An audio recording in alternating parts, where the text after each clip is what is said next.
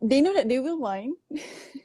So what's the point of delaying the court? And maybe they try to portray the image of trying to be legal and all.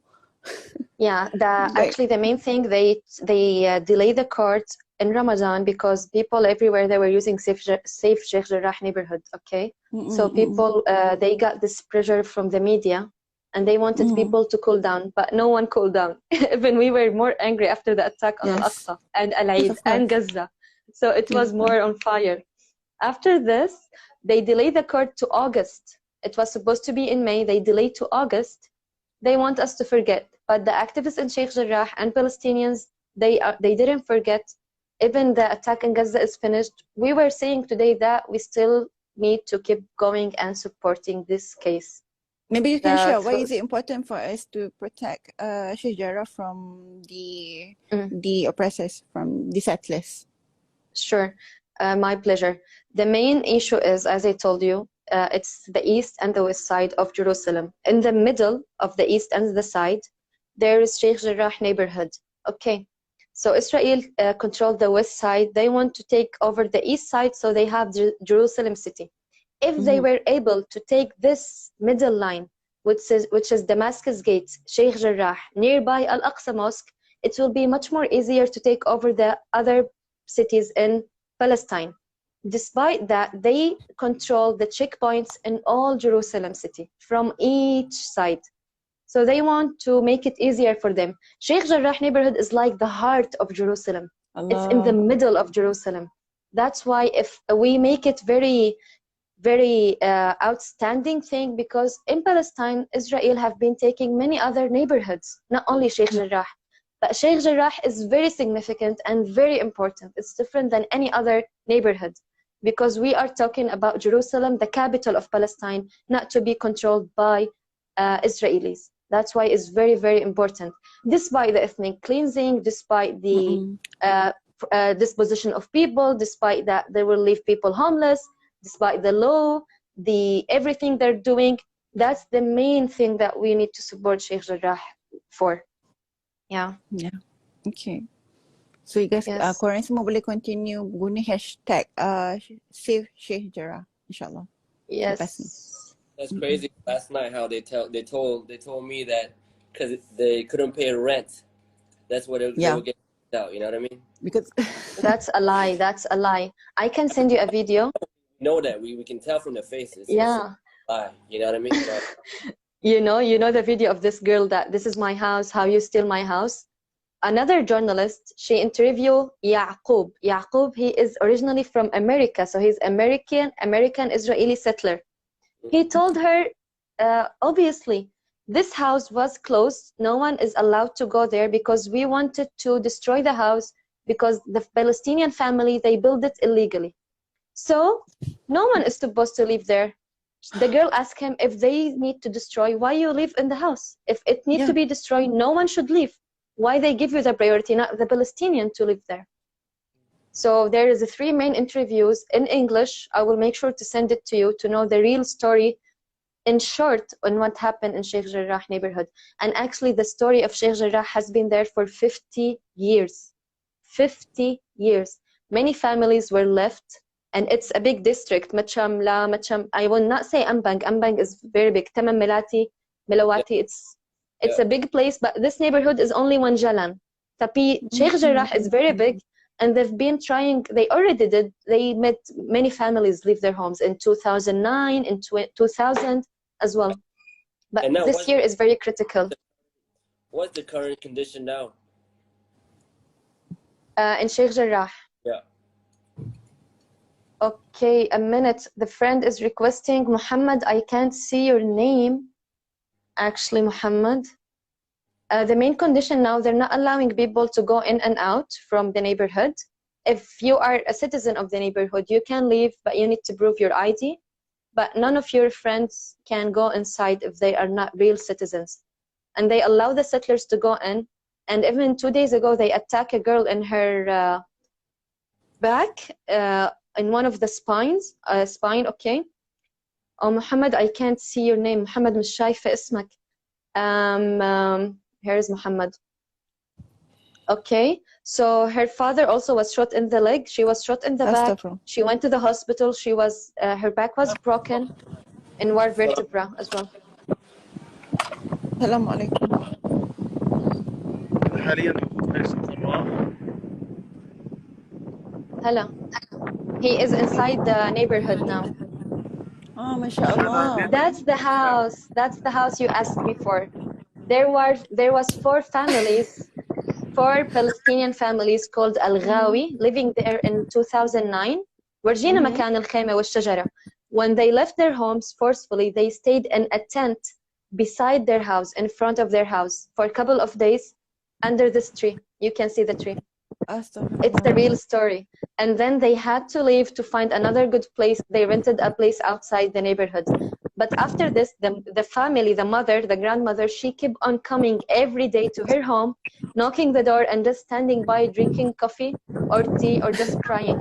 That's why they also have chairs, because they keep on sitting there claiming that this is my home. I need to go back there and I will go back there. The other families in the neighborhood doesn't want the same story to happen to them again. They're trying to be united as much as they can. Of course. Yeah. محمد بس ثواني، في معانا محمد تاني، فمحمد خليك بالبث، لما محمد يخلص بندخل محمد تاني. تمام يا شباب، لأنه مش ملحقة أتبع. تمام. يا خليك معنا هلا، فحكينا إذا في شيء معين، وين الأهالي، وين منى، وين العيلة. حاليا بدي اطلع هلا ولا ضل في الباص عشان اعرف؟ لا خليك بس بحكي كنت مع محمد ليسمعني عشان مش قادرة ألحق أكتب. تمام.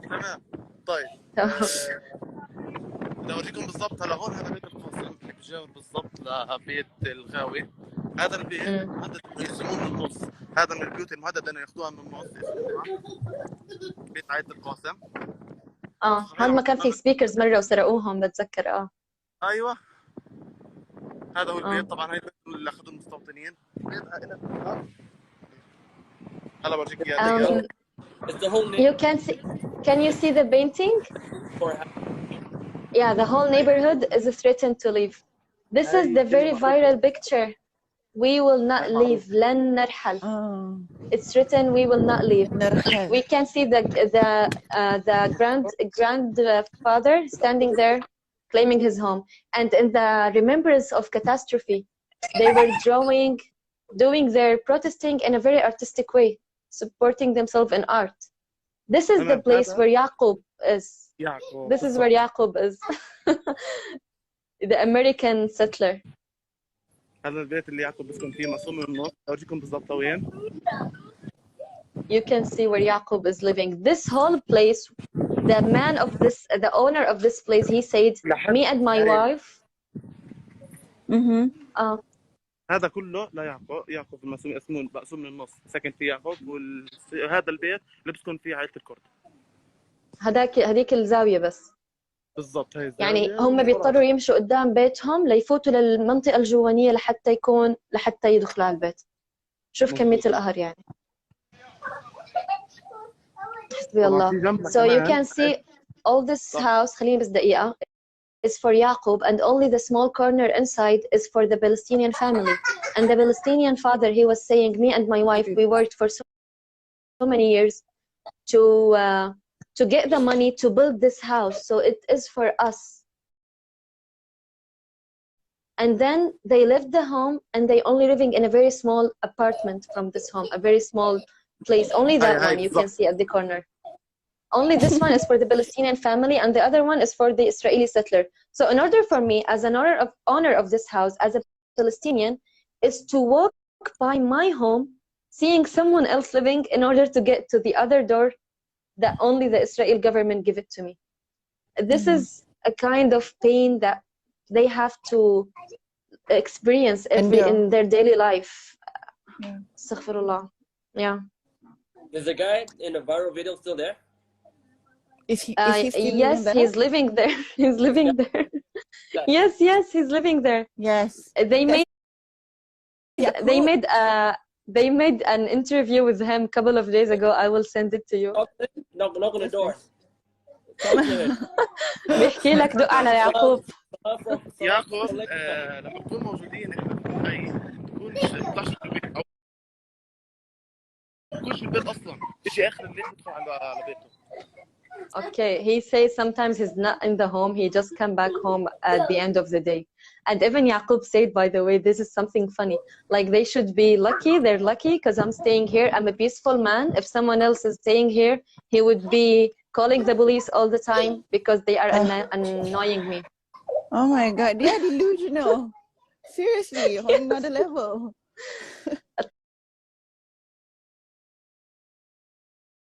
طيب هاي الحي وينهم؟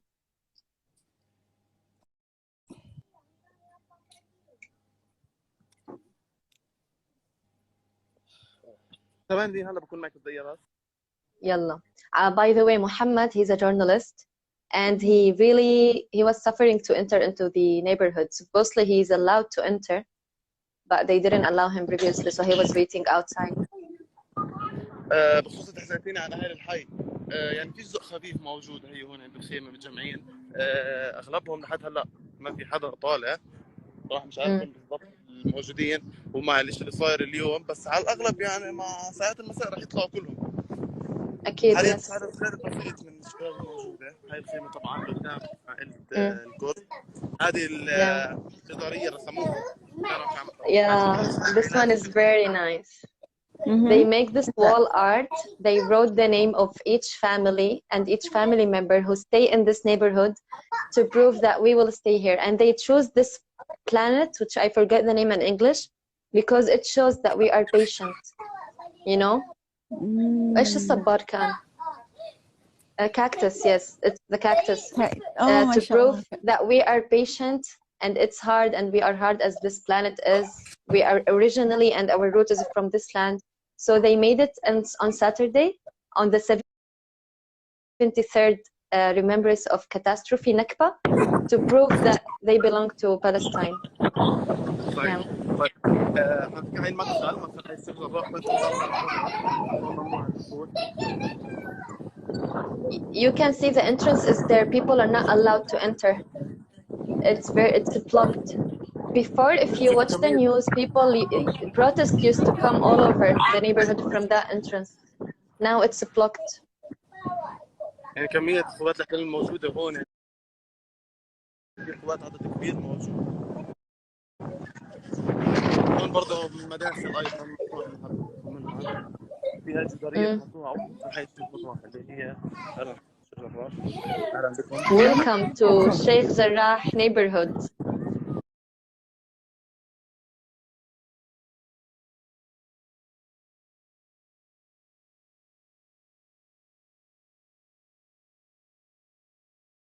The strong Sheikh Jarrah neighborhood. They made it also. I mean, I like it how they protest with art, right? I mean, yeah. And they call us terrorists. الجدارية اللي شفتيها غاد تبعون العائلات، طبعا يعقوب اعترض عليها. يعقوب بيحكي انه كان بده اياهم ينعوا يمسحوها، بيحكي ليش؟ انه هاي قدام بيتي، فبديش يرسموا شيء قدام بيتي. لحد هلا الحمد لله ما صار شيء وهو متخبي. يعقوب ما بيهش ولا بنش. Yes, he told me that Yaqub, he was asking them to erase this painting because he said this is the wall of my home. This is beside my home. So how come you do it without asking me? But Palestinians didn't follow his, like they didn't answer his demand. And thank God, I mean, they didn't do anything much because sometimes they try to tease Palestinians and we can see them erasing stuff. It happened. طيب هذه عائلة دياب اللي مجاورة لعائلة الكرد. طبعا عائلة دياب هاي اللي كانت عمو دياب اللي كان انجرح وانصاب. صالح دياب، مظبوط، صالح دياب. الاقتحامات كلها كانت اللي تصير في هذا المنزل. هو This is the Diab family. شفناها. This family, the father of this family actually he was injured in his leg. He was using sticks, walking sticks, and he also was injured in his lungs as well. So this family, I'm not sure how many members inside, but during the protest, many guys were trying to hide in this home. So it's very familiar for us because we were watching the live sessions every single day in Ramadan. So this is inside the home. This is Ammo. This is Salih Diab. Assalamu alaikum. السلام عليكم. هاد رمزي كمان. السلام عليكم. عليكم السلام. عمو احنا معك من ماليزيا، هدول جماعة هون بماليزيا داعمين كثير للقضية وبيوقفوا معكم ومهتمين يعرفوا كثير عن مشكلة الحي. شرحنا لهم قد ما بنقدر نوصل صوتكم إن شاء الله. على راسي على راسي، أهلا وسهلا فيكم. الله يبارك الله فيكم. يخليك. الله يبارك فيكم، الله يرضى عليكم. الحمد لله على سلامتك. الله يسلمكم. طيب هذا البيت هو على الثياب برضه. هذا البيت مع اللي مهدد في انه ياخذوه اليهود قوات الاحتلال. هذا زي ما بتعرفي انه جمد القرار، والمحكمه جمدت قرار بخصوص البيوت. حتى هلا مش معروف ايش ممكن يصير لقدام. مش معروف ايش ممكن يصير لقدام. طبعا هاي المستوطنين. ارجع. You can see the settlers, and he mentioned to me, he confirmed that the court, they still didn't announce any statement, and that's the main thing. That's why people are staying there. But Diab family is one of the main families that it's threatened, and they send her the order to leave their homes in Ramadan. So now they're still unstable.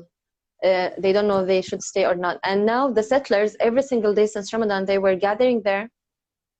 Outside the homes, you can see the flags and everything, and even they steal the speakers of Palestinians to play their own songs. They literally come to the home, they destroy the plant, they just jump on the roof, and they took the speakers. Shameful. That was very, very shameful. And in this home, Al-Ghawi family, as I told you, 4 families were living there, so they were replaced with 4 Israeli families in this home, and they have many children and many kids, and they are very racist, very racist and extremist. Okay, they intended, actually, the Israeli government, they choose which families to bring instead of Palestinian families. They don't want any normal family to come. They pay them money sometimes in order to stay there, because they know they will be having some difficulties with Palestinians. So they pay them money to come and live here as if it's a task or a job. ليه نزل كمان معلومة. في بداية شهر رمضان كان هون بسكن بس تقريبا 4 عائلات.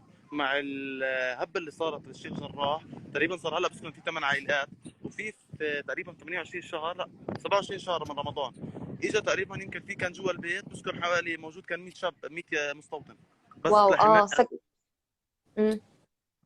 يا بس 8 عائلات كيف واسعين يعني بالبيت؟ مش عارفة. البيت كبير إذا وجهتك من وراء البيت فريني وكبير بين من هون. صح، هو من ورا صحيح. So he was telling me in Ramadan, on 28 Ramadan, when the attack on Al-Aqsa was about to happen, 100 settlers, mostly of them are guys, young guys, were hiding in this home. And eventually there are 4 families living in this home. But after the attacks and the protest, 8 families moved to this home. We might see that the home is small, but actually behind it's really big, so they can't fit in. So Palestinians used to have iftar in front of this house in another tent, and settlers sometimes they come and they just spray them with any paper thing to annoy them while having iftar. That's the table where they used to have for iftar. It's in this area. Yeah. Oh my God. You know, I told the guys on media with oppression, they would just deny it. I don't know why they don't. ايش في هناك؟ عدد قوات الاحتلال على المدخل بقول لك كل هدول الجيش جنود الاحتلال، منهم قوات خاصه، منهم مخابرات، منهم جنود، منهم ضباط. طب انا شايفه نمل، الناس زي النمل، لو ايش واقفين؟ قصدي في يعني مظاهرات او مسيرات هناك لحتى واقفين بهالعدد؟ مش العربي اللي براهم اللي كان اليهود بس، هدول كلهم فعليا ضباط، هدول كلهم شرطه جنود. ضباط. حسبي الله. فبدي اشوف لك حسبي الله. He's telling me that just now when he zoomed, all the people we have seen, it's Israeli soldiers and commanders as well. Okay, they're working in the police as a police officers. So they're gathering there despite there's still no Palestinian protesting. The one who were protesting are all Jew people. But every day they come to block it so no one can enter. And as usual, بقدرش اقدم اكتر لان اذا قدمت بيحاولوا يطلعوني فبضل موجود. فيش داعي تقدم، ما في داعي تقدم، ما تشيل هم. مو مشكلة. يا الله. هذا هو الوضع الحي في اليوم. الحي تقريبا بيكون فاضي هذا يومين هيك الوضع. اذا كان في عدد تجمع للشبان طوالي بصير في قمع طلعوهم برا، وبتصير احيانا ممنوع تطلع من بيتك، حتى يعني قدام بيتك ممنوع تطلع، ضلك جوا البيت على الشارع على الرصيف صحيح. ممنوع تطلع.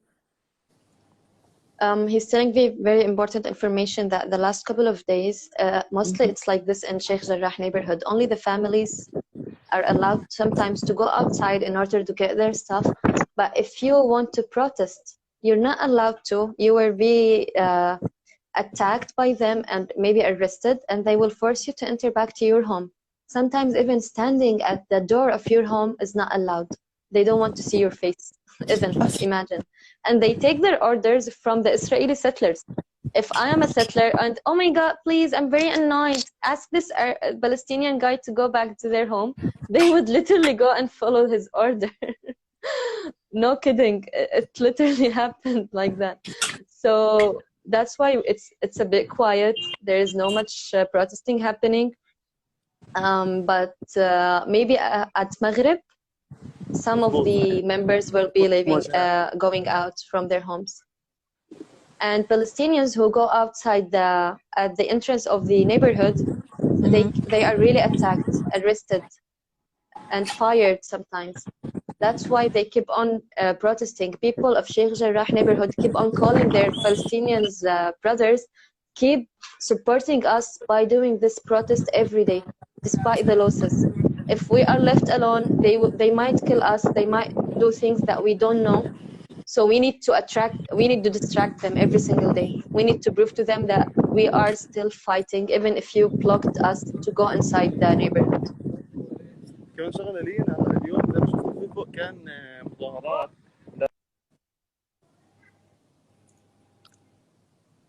If you want to translate in Malay also can. I talk so much information in English, maybe not everyone understand. Where do we start? MashaAllah. Caprice Cap. Go on, Cap. صار معكم لين؟ سامعيتك بس علق شوي. تمام. اسمع بس دقيقة، بدهم يترجموا ماليزي. تمام. بس حيترجموا ماليزي بعدين ممكن نشوف ايش فيه. Okay. What happened? No, nothing. I told him that we might be translating, so he's just filming around. Okay. Start daripada rumah Yaqub tadi tu kot. Do you understand a bit what we were saying, right, Lynn?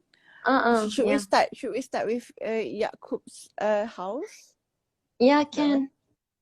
Yes. Okay, kalau korang perasan yang video yang viral tu, yang Yaqub dia kata kalau bukan saya yang ambil rumah ni, nanti ada orang lain yang akan ambil rumah ni. So dia dengan bangganya duduk dekat situ, and dia kata korang sepatutnya rasa bersyukur sebab at least dia ni seorang settlers ataupun seorang, yelah, orang yang mengambil rumah tu ialah seorang yang aman dan pandai menjaga rumah. So yelah, kita kena grateful kot untuk yang tu. And then kalau yang tadi dia tunjukkan rumah tu, sekarang ni yang rumah yang colour pink tadi tu yang ada banyak bendera Israel tu, rumah tu kalau dulu ada 4 keluarga Israel yang duduk kat dalam tu, sekarang dah ada 8 orang dah sejak berlakunya oppression, the latest aggression, yang serangan yang terakhir ni lah. Sudah ramai dah sebenarnya Israelis yang duduk dekat dalam tu. So what happened is Sheikh Jarrah ni sepatutnya kalau ikutkan international punya law ataupun agreement, ini ialah tanah kepada Muslim Palestin. Tapi mereka ni, diorang kan jenis yang macam tak payah ada alasan, diorang buat macam tempat ni tempat diorang, and even diorang punya court ialah Israeli punya court. So diorang merasakan yang diorang ada rights untuk ambil rumah-rumah yang ada dekat situ. So that's what happening now. Diorang bagi sampai berapa Syawal untuk orang-orang Palestin ini keluar daripada rumah diorang. Tapi kebanyakannya masih, diorang tak stable lah. Diorang tak tahu sama diorang nak stay ataupun diorang nak keluar. Tak apa, I tolong translatekan untuk orang yang tak faham English, okay? Yes, Yaqub tu Zionist lah. Yeah. So that's what's been happening dekat Sheikh Jarrah. Okay. Do we know roughly how big is the population there? The what? How big is the population there? Do we roughly know? Population of family. محمد عم تسمعني؟ معك I سامع. actually not really remember. بحكي لك كم عدد تقريبا عدد السكان اللي بالحي؟ عندك أي هيك تقدير للمعلومة؟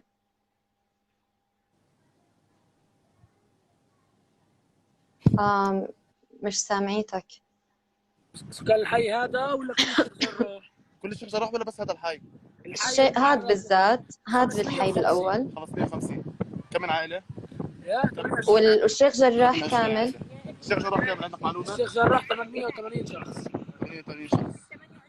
880. Okay. So this neighborhood, it's mostly having 550 family, 550 person, including 8 families. هاي أنتوا غاوي. هلا, this is the lady I told you about from the Ghawi family who stay in front of her home every day. مرحبا خالته, كيف حالك؟ الحمد لله بسلامتك. بتقول لك انه هون تقريبا 60 عائلة. الله البيت صار انا يعني كنا عائله واحده من 56 احنا هون صرنا بدال العائله 8 عيال في البيت واحد. مضبوط, يعني في 60 عائله هون. 4 أجيال وقتها هون في كل حي هون مش جيل واحد 4 أجيال. وهلا صرتوا بكل مكان، هلا صاروا بكل مكان بعد ما طلعوا من البيت توزعوا صح؟ بأحياء القدس. هلا كل واحد في بلد وزعنا، شيء بشعفاط، شيء بعناتا، شيء بالطور، كل واحد في محل. كل هوا. زي ما بتقول لك انه كلهم يعني اللي طلعوا من البيت حاليا تفرقوا وكل واحد فيهم صار مساكن في منطقه في الاجار طبعا. لا طبعا كلهم واحد في الاجار. $1000 وهو مغمض عينيه غصب عنه بده يدفعهم في غرفه ومطبخ وحمام. احنا قاعدين في الاجار. $1000 قصدك للاجار برا؟ ورجيهم صورتهم. محلنا. الله يقويكي وينصرك يا رب، كل يوم بتيجي وبتقاومي. الله يسلمك يا رب. الله يسلمك. الله يخليكي. So I will tell you briefly. I told you previously about this home that was having Palestine. See, she's going to stay nearby her place, her home. Every day she comes to sit in front of her home. That's it's overwhelming. Oh my God. And the main thing that she mentioned that there were only one family living in this house. They became 4 families before leaving in 2009. And now Israelis are sitting there for free and they have to pay a rent. Sometimes it's more than $600 USD per month for the place they are staying in. And her place, someone else is staying in her home for free. So you can imagine the pain she's going through. That's one thing. The other thing that we were telling about is the number of the families. Sheikh Jarrah, this neighborhood only, it has almost 8 families, 550 person. But the whole Sheikh Jarrah district is having almost 880 including more than 20 families, I guess, but this is the number of people they are staying there. So it's very another thing I want to mention, guys, this is only one neighborhood in Palestine. Imagine the whole land of Palestine. In 1948, 500,000 Palestinians, including my grandparents and my family, were forcibly ethnically cleansed from Palestine. Okay, and in 1967, during the 6 Days War, another ethnic cleansing happened, and it's in between the 73 years. It's still happening in Jerusalem, in West Bank, and in other Palestinian cities. They leave actually in Jerusalem. One main thing that we need to mention. They told you that you need to leave your homes. We will destroy the home because we have another plan to build something and to ask settlers to join. You have to pay the rent for them to destroy your home because this is a government fee. They give you 2 options. It's either you pay for us to destroy your home or you destroy your home by yourself. This is mostly happened for people who stay in Jerusalem. حتى يعني إذا and I had معلومة على الحكاية رين إذا برضه الاحتلال اللي هده مجبور الشخص صاحب البيت إنه يدفع للجرائم اللي جت في البيت. شايف لوين؟ Yes. هو هذا اللي قلت لهم اياه، وهذا بالذات بالقدس بصير أكثر إشي صح؟ مزبوط يعني Yes. He's confirming the information. بالضبط. So I talked to a girl before this. She's living in a Silwan city. It's another district in Jerusalem. She told me that one of her neighbors, actually, they were crying so bad because they need to destroy their homes. Imagine me destroying my home because I don't want to pay someone else to destroy the home.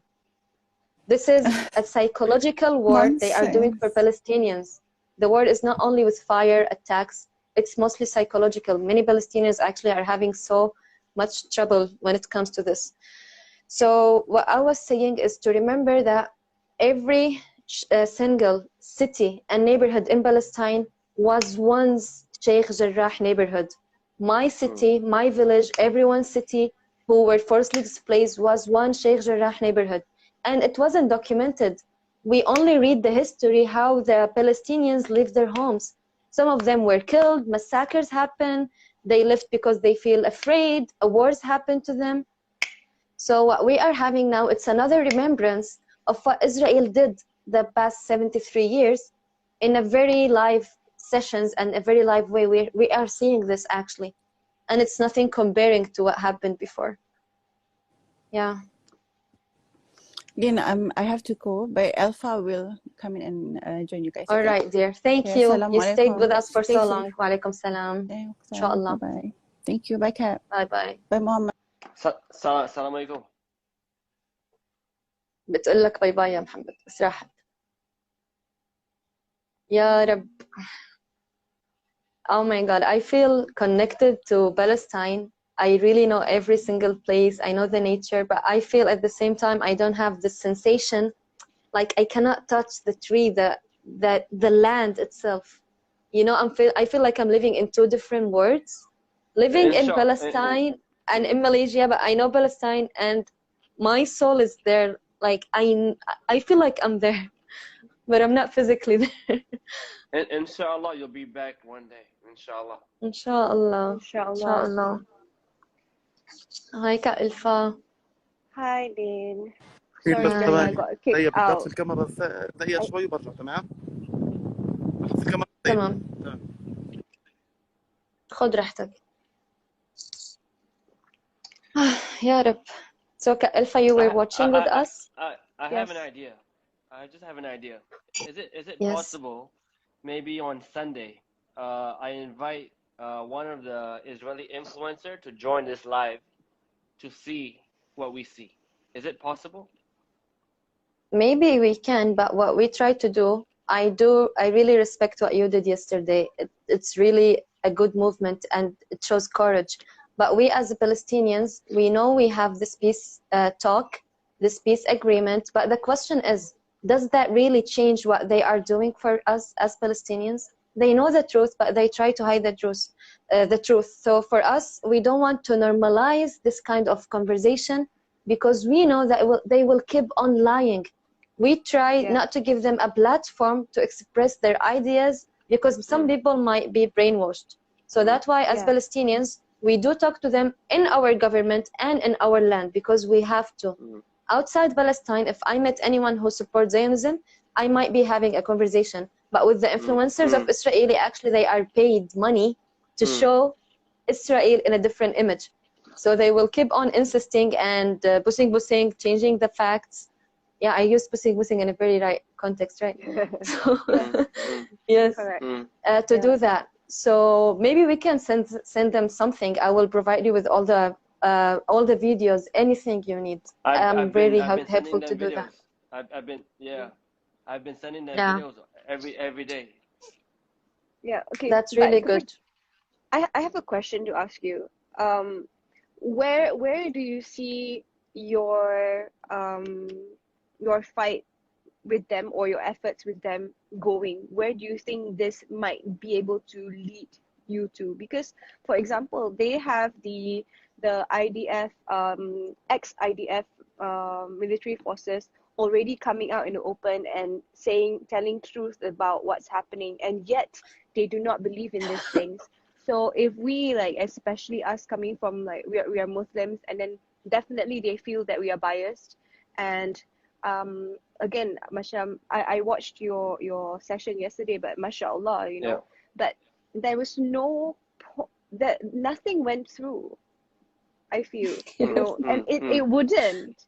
So so I sort of agree with Lynn, although I salute your efforts, but we are just giving them a platform to know who we are. And then, like, you know, if you saw just now, there were a few Israelis, you know, typing stuff out, and I guess they are from the people that started following you through that live session. By the way, I remember something really good to tell you.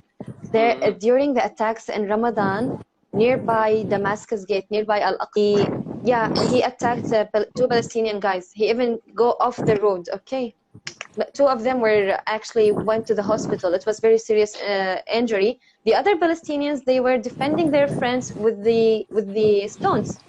When the Israel police officer come, what did they do?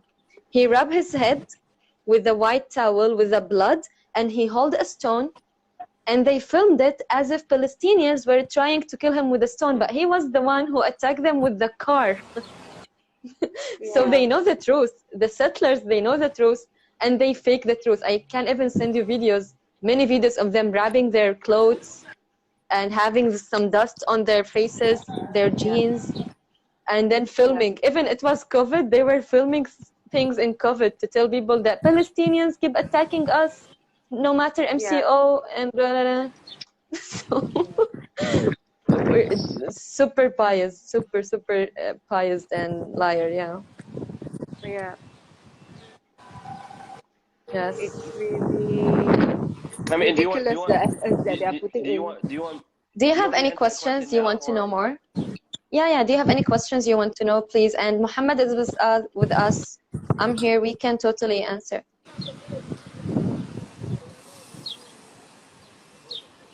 Just let me know if you have any questions, please.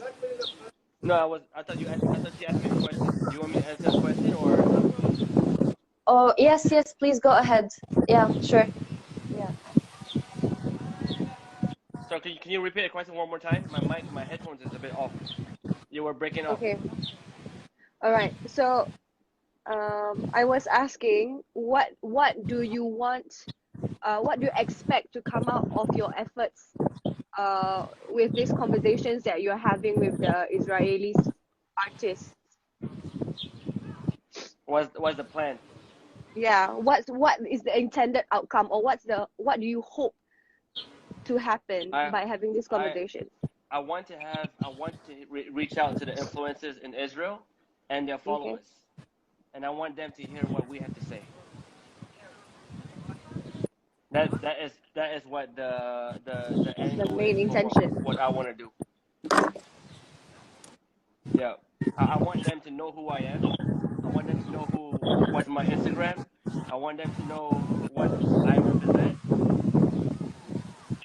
and I want them to hear and listen, and hopefully I can give them an idea.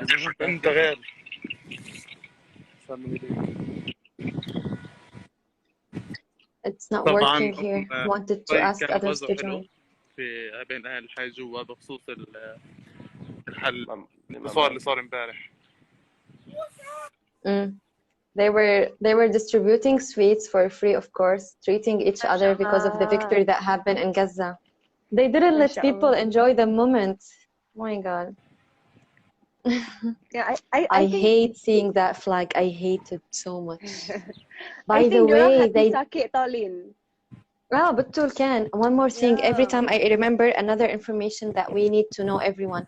In Quds, in Jerusalem, Palestinians are not allowed to raise Palestinian flag. It is prohibited. You will be arrested, and the forces, the police station have the right to arrest you if you raise the Palestinian flag. So even sometimes talking about Palestine, is shouting with the name of Palestine, raising a flag, it's a resistance itself. You don't need to fight. Sometimes the simple action, it's a resistance.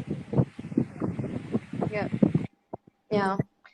In Ramadan, guys were celebrating because they made Israeli take off all the checkpoints they had in Damascus Gate, and they were raising the flag and dancing and singing because this is victory. Raising a flag, it's a victory itself. And we should not forget that sometimes even after we celebrate, we go on live sessions, all these guys are threatened to be arrested at any time. They can go to your home, take you at any time. any moment, any single moment. No one is safe. صحيح. تزين كلامك فيه بيكون في دائما في المواجهات بيكون في ضابط مخابرات، بس كل شغلته عامة بتكون ماسك كاميرا. الكاميرا هي بتصور فيها أكبر عدد ممكن، وثاني يوم بيجوا بيدخلوا الشباب بيصوروهم. Yes. So he also mentioned to me that sometimes during the protest, there is also always one guy. He's from working with the intelligence department. Okay. So he always have a camera to video record all the Palestinian faces, and they go back, they keep on checking because they have a data, of course, you know, so they can arrest them after this. And they can prove to you that being in this protest, it's a crime, and we have a proof. You cannot lie to us that you were not in this protest. And let's keep remember that all this is not in the international law, because this is not under the Israel authority. This is the big highlight that we're including all this information under, okay? So it's humanitarian in all the ways. It's illegal, I mean, yeah.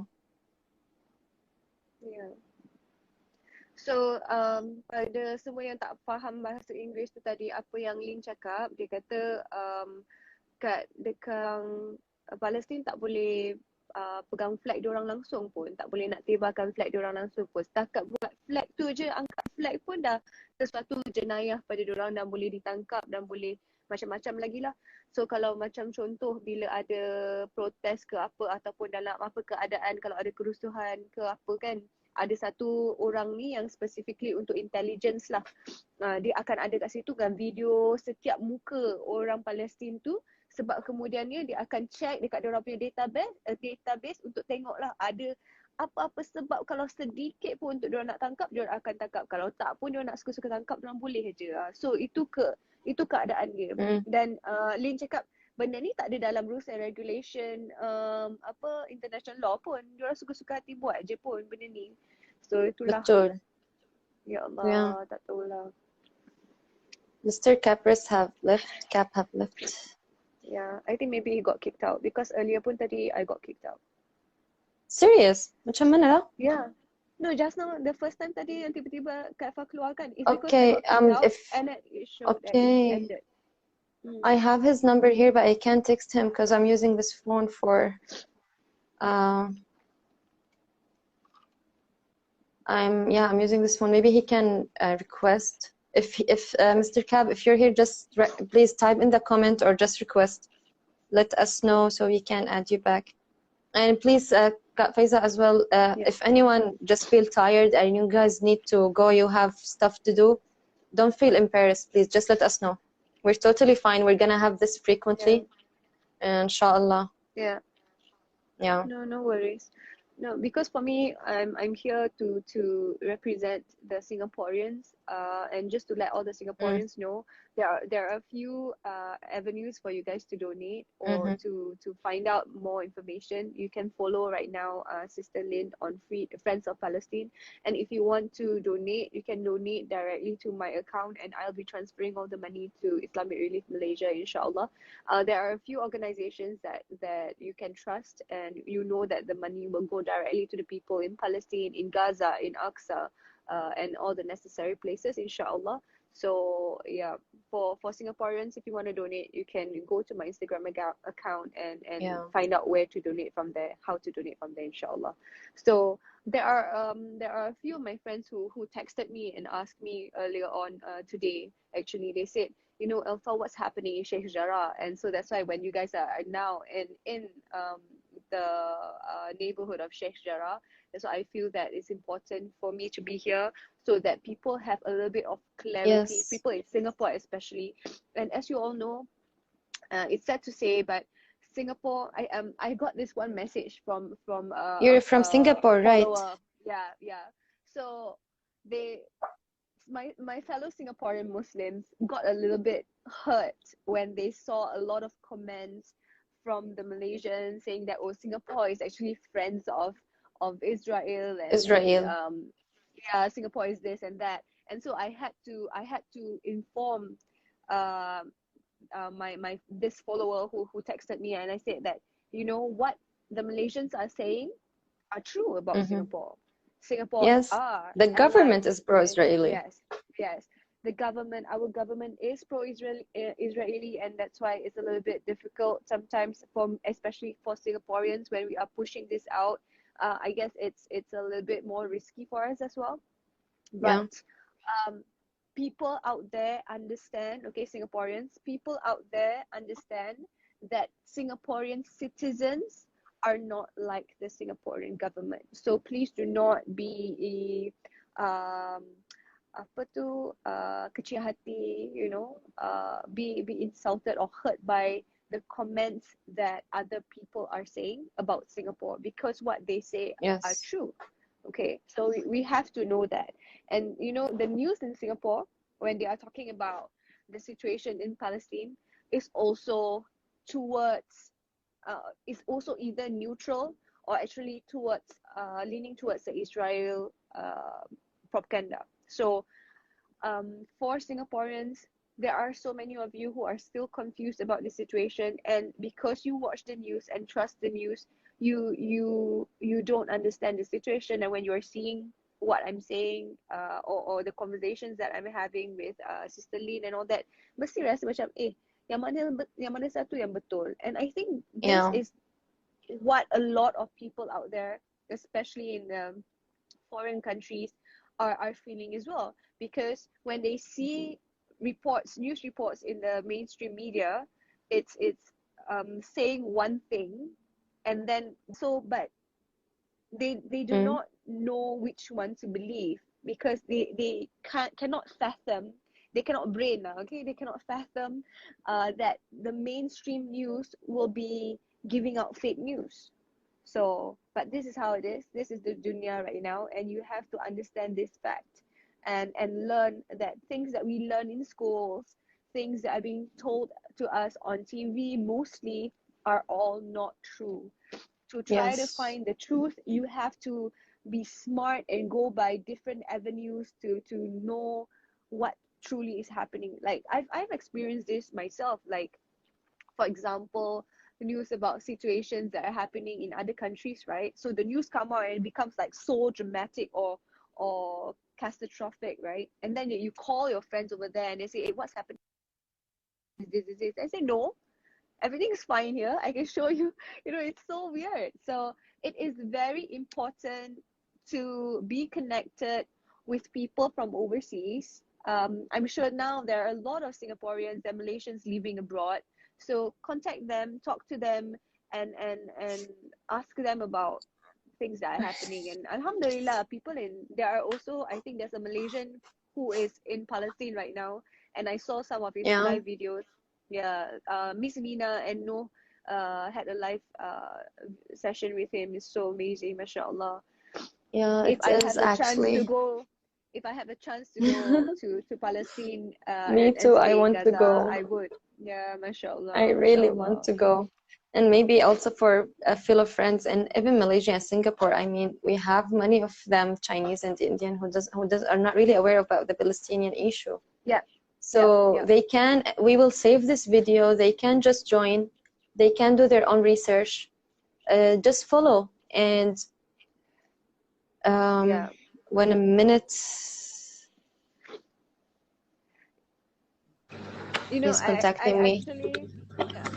I actually spoke to some of my Chinese celebrity friends in Singapore, and I told him about the situation, and I sent him all the videos, and I asked him, maybe we should do a live session together so that we can create an awareness not about the truth that's happening, because like I said earlier, the Singapore media is pro-Israel, right? So I feel like if I can gather my Chinese celebrity friends to sit down and have a live session and address these issues, and can share videos and stuff like that, it will create a bigger awareness, because I feel like Singaporean non-Muslims do not feel that they need to know about the situation, because again, it's so far away. It has nothing to do with them. We are here, happy, peaceful, alhamdulillah, even though the COVID situation is not so good, and we are gonna inshallah be on lockdown as well, but they do not feel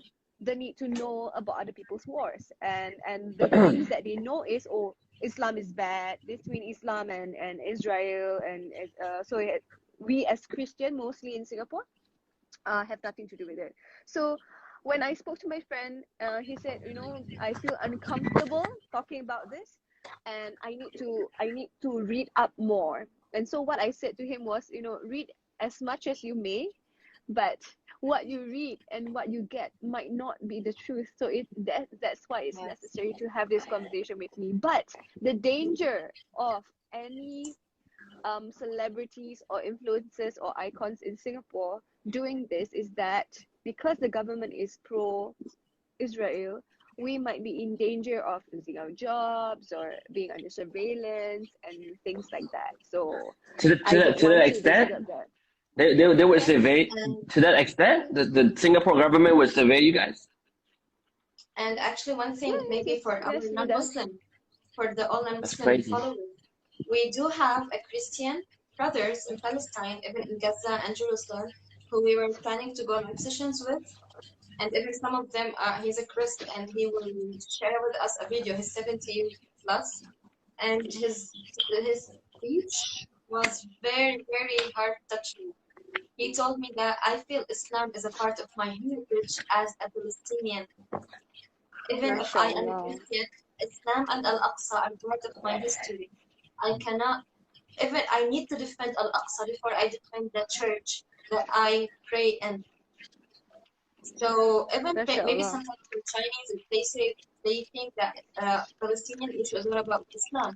It's a human right of the Palestinians. It's a human issue.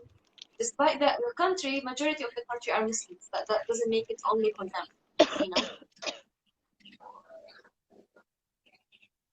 Yeah. Is my mic okay now? Just now my mic was bad. Is my mic okay? I couldn't. Yes. It's okay now? Okay.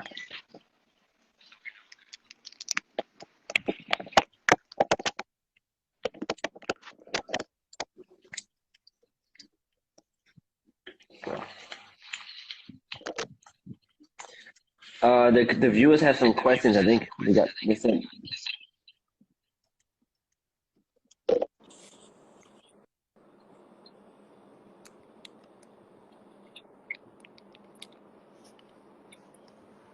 Yeah, so I think there's a question down here. He's asking, the person is asking, what do the Palestinians feel about the Israelis keeping on blaming Hamas for everything? What does the Israelis feel about? What do you guys feel, Palestinians feel, about the Israelis always blaming Hamas for everything? We feel injustice. We feel so angry. We feel that they are trying to play and to manipulate the real story. That's what we feel. Okay? Because Hamas is the only party in Palestine that for now, they only can participate in protecting Al-Aqsa from Gaza using the rockets. So how come you're telling us as a Palestinians that they are the bad side and we need to feel empathy with the Israeli army? It doesn't make any sense. We feel angry. That's the feeling that really we have.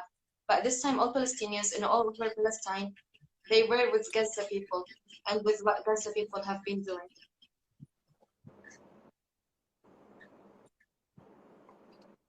That's the thing. Yeah, how do you see this thing ending? Just wondering, how do you see this thing ending?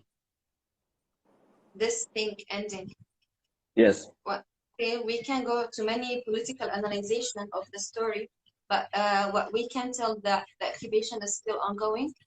Palestine is still under occupation. Maybe what happened this time when they seized the fire is that we feel we are one step closer to victory, but we didn't forget that we still have a long way to go. But we have learned many things from this experience. That the Palestinians need to be together hand in hand in the occupied territories in West Bank and Jerusalem.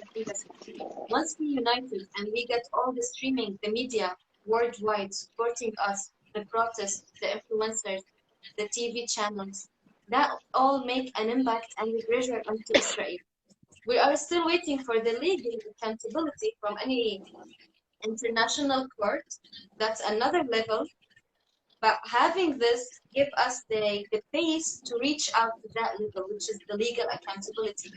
Continuing and doing this thing, live sessions, discovering what's happening, talking, educating, is actually the main key for us to reach to that point. But it needs time, it needs patience.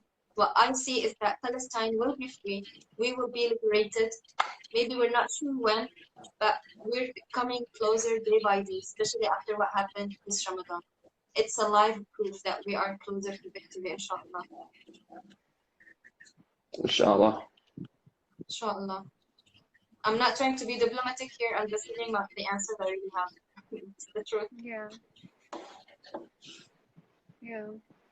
No, I saw an answer from a follower who commented. He said that whatever the outcome of what's going to happen to Palestine is already written in Quran, and the only thing that we can do right now is just continue on striving and fighting.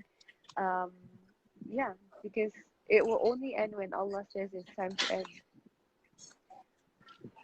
So even though it will continue on, wallahu alam, yes, you guys, we are promised victory, alhamdulillah. But so as we wait for that victory, we just have to continue on fighting, and we don't know, wallahu alam, when that will happen. But inshallah, may it come soon. But seriously, you know, when we were having, I think I was having this conversation with you. Oh no, it was a live session that I had with Diana and Irma Hasbi and Ustaz Hafiz.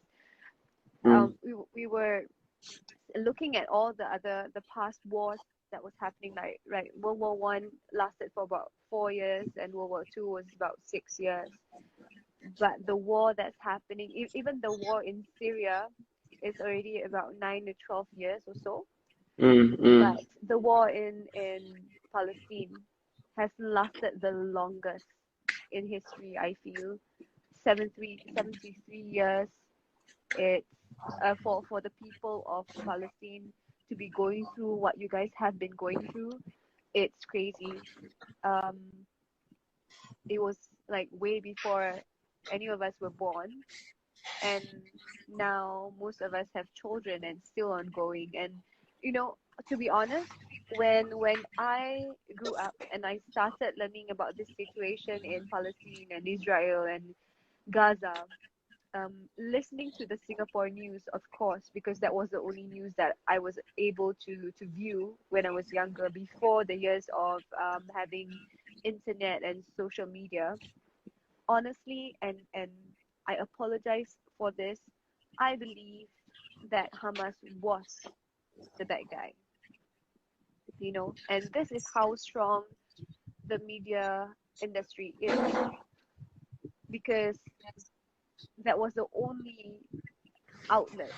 And so I feel that a lot of people who are just like me all over the world are feeling the same thing. And alhamdulillah, thankfully for the social media right now, we are able to know the truth firsthand from people on the ground. And so if even in this situation where we can see it for ourselves, hear it for ourselves from people who are there and then videoing, recording, and going live, and even if with all these things people are not able to see the truth, then they are the ones that Allah has chosen to keep their eyes and hearts blind. And so there's nothing much we can do.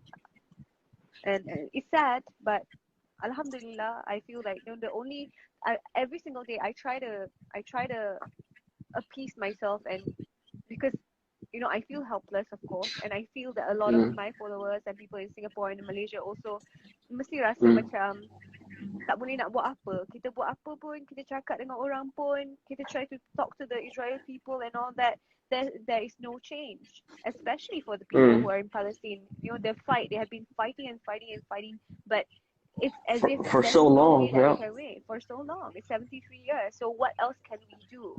So that's the whole idea. Where that's exactly why, you know, last night I asked myself many times, if we have been doing the same thing over and over and over and over and over and over again for over 50 years here, guys. Like, you know, it's like what right. we have to do something different. We have to do something so different in order to really see something different, you know, to see a different result. You know, like it just baffles me how long, literally when I was living in Jordan, this was going on. Like when I was living in Jordan for 3 years, the conflict was happening. Now I'm like 32 years old and it's still happening. It's like the same story. Situation dia sama saja, benda cerita sama. The hard truth that we're from the outside, right? For us, maybe it's easy for us to like, okay, sekarang dia viral, dia panas sekarang, so semua orang nak kecoh hashtag, letak gambar profile photo. But the moment it sits down the line when it's no longer viral, tak ada lagi hashtag, profile photo semua tukar ke gambar biasa. And then, but people in Palestine have been going through this for 50 years. That means kalau budak kecil tu lahir 2000, from a baby all the way to an adult, dia dibesar dalam keadaan oppression. From a baby to school sampai dia dewasa, dia dibesar dalam situasi apartheid, situasi oppression. That is very, it's just crazy, you know, and that's why, you know, with all the respect to everything that we've been doing, I support MAPIM, I support every organization that has stood for Palestine. That is the reason why Caprice nak sangat buat benda luar biasa. That is why something, it started from a dream, like Caprice mimpi benda tu, so Caprice buat sahaja.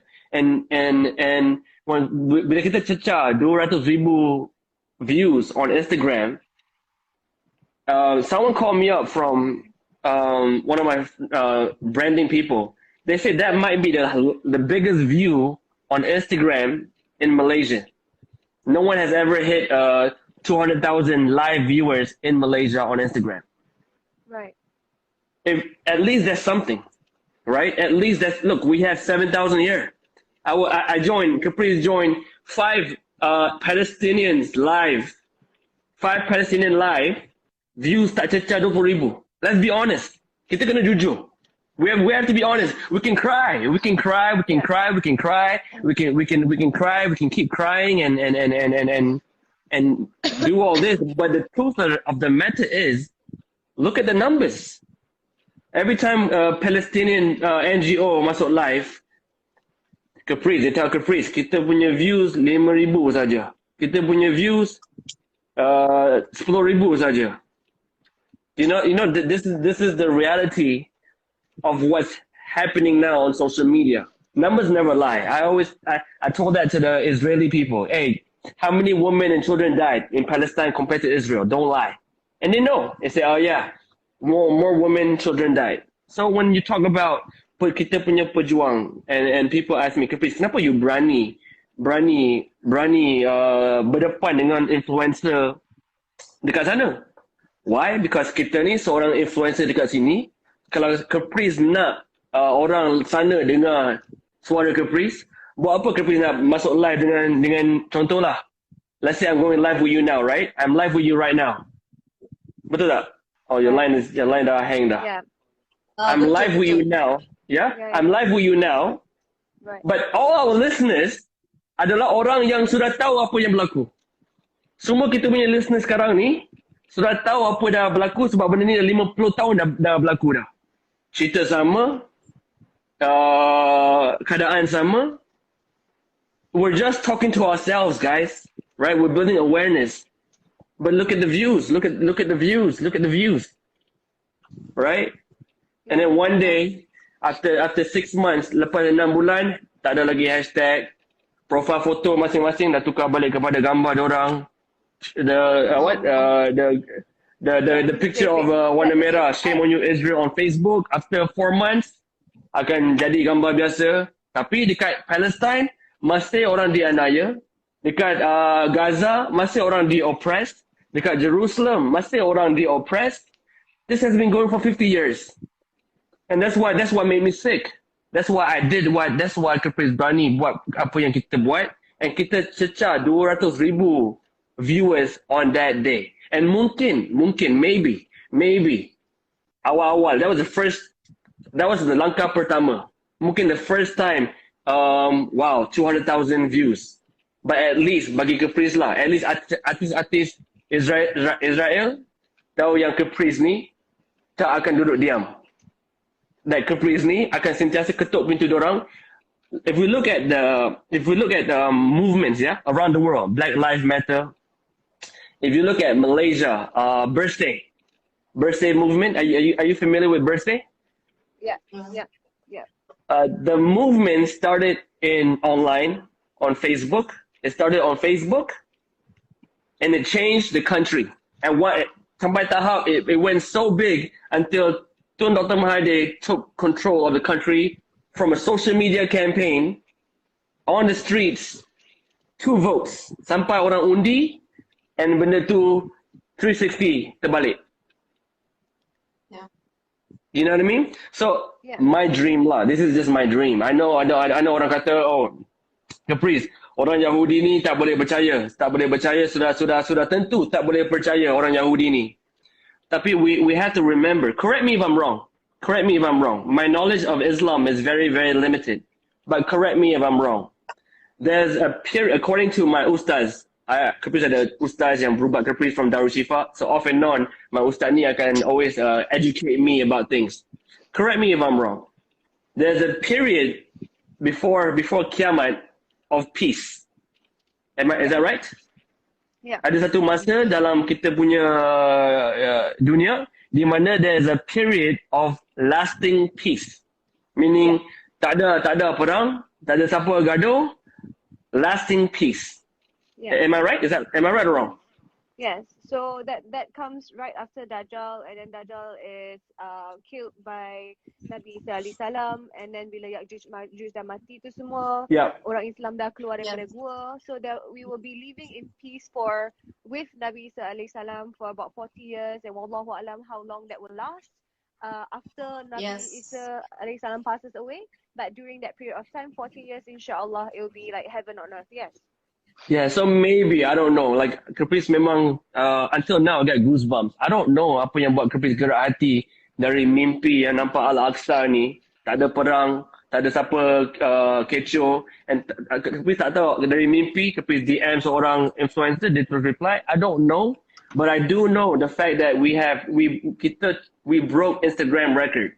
Tak ada artis mana-mana dekat Singapore ke Malaysia ke yang pernah cecah 200,000 viewers on a live, and for me the best part was I got Israeli audience in my DM. Ada 4 artis Israeli on my DM, and kita tengah sembang saja. Kita tak screenshot pun yang guys look, I'm talking to this Israeli artist. Diorang pun tak buat sama kat diorang punya IG.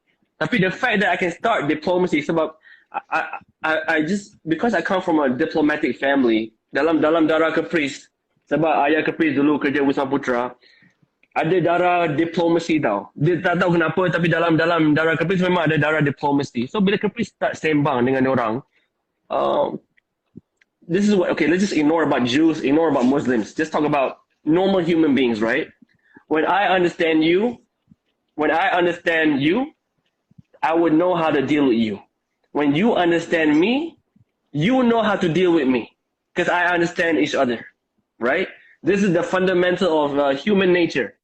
Human nature is when I understand you, you understand me, we can solve a problem. Tapi apa yang buat Caprice sangat-sangat sedih, apabila tiap kali Caprice cakap dengan orang Palestinian, dia akan cerita dia punya pendapat, dan dia akan kasar lah. And Caprice tak salahkan dia sebab dia kasar. Sebab 50 tahun dia dianiaya, siapa tak kasar? Siapa tak sedih? Siapa tak nak tak marah? And then bila Caprice tanya pula pendapat orang Israeli dalam DM Caprice, dia akan cerita apa dia pendapat dia sebab dia dibasuh. Dia from media, brainwash from media, even sejarah. Sebenarnya on my live Caprice bawa banyak gila notes about the UN punya deal, the peace treaty. I have all the notes. Tebal. Sebenarnya this is all the notes for the live yesterday. They can't even look at a map. They can't even look at a map. That's how that is how brainwashed. You mentioned But something we have, very important. yeah. I'm sorry. If I want to deal with you, I need to understand you, and you need to understand me. They don't want to understand. They want to force us into their narrative. We don't have any common ground. They want to tell us that Zionists came, Jewish people came, but I call them Zionists, not only Jewish. We as Muslims, as a Christian, as a human being, we should not judge someone based on their religion. That's something we agree on. But Zionists, they came claiming that Palestine is their land, and they want us to start arguing with them with any peace solution based on that fact. We do not agree with that fact, and they have nothing to prove that Palestine is for them. No one can claim to have a land, for God's sake. So Exactly. That's the thing. Why we have no conversation. There is no common ground for us to have a conversation. I'm talking about Especially. it's okay. You may continue. We can proceed later. Please continue. Yeah. People are really enjoying your speech. Yeah, especially when you are brainwashed for 50 years, guys. We're talking about brainwash. Israelis are brainwashed for 50 years. Palestinians have been oppressed for over 50 years. Siapa nak dengar? Siapa nak dengar? Siapa nak? Mama ni tak nak dengar mama ni, Mina ni. They will never get along. They will never get along. Never. 50 years of brainwash. Siapa nak dengar? Kecuali, ni pendapat Caprice lah. Kecuali ada orang ketiga ni yang boleh bawa diorang duduk sama-sama and mediate that conversation. That's the only way I feel. They would never, selagi diorang ni pandang each other, it's too long. 70 years of oppression, 70 years of brainwash.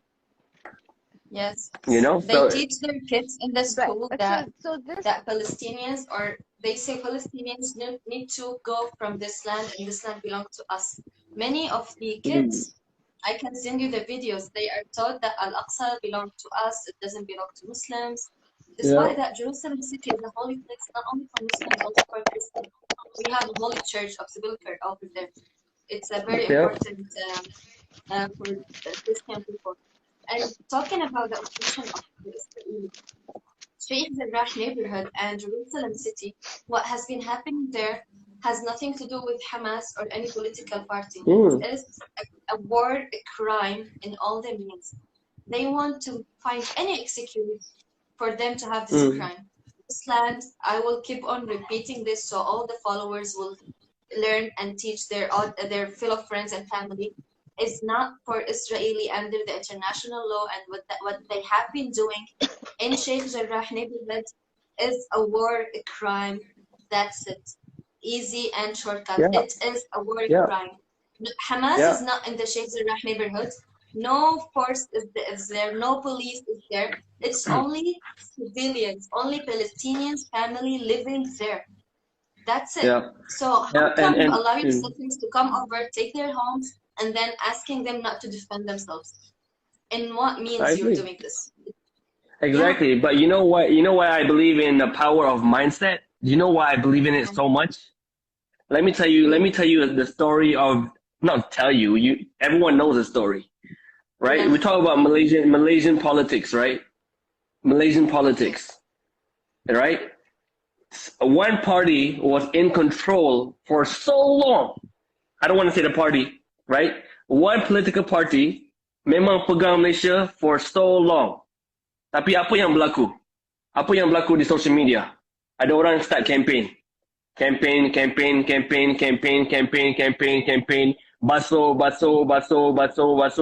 minda orang Malaysia. Dan apa yang berlaku selepas 4 tahun? Apa yang berlaku? 4 tahun. After 4 years, apa yang berlaku? What happened after 4 years? What happened? They all know what happened. Government change. The Malaysian people vote, government change. whether it's for good or for worse, tu cerita belakang lah. Benda tu cerita belakang. Kita pergi undi dan tiba-tiba kerajaan makin teruk atau makin baik, tu cerita belakang lah. Tapi apa yang berlaku adalah because of a new mindset, because of orang kita basuh dekat social media, rakyat sendiri pergi tukar kerajaan. I'm talking about the election, the last election. Apa yang berlaku in the last election.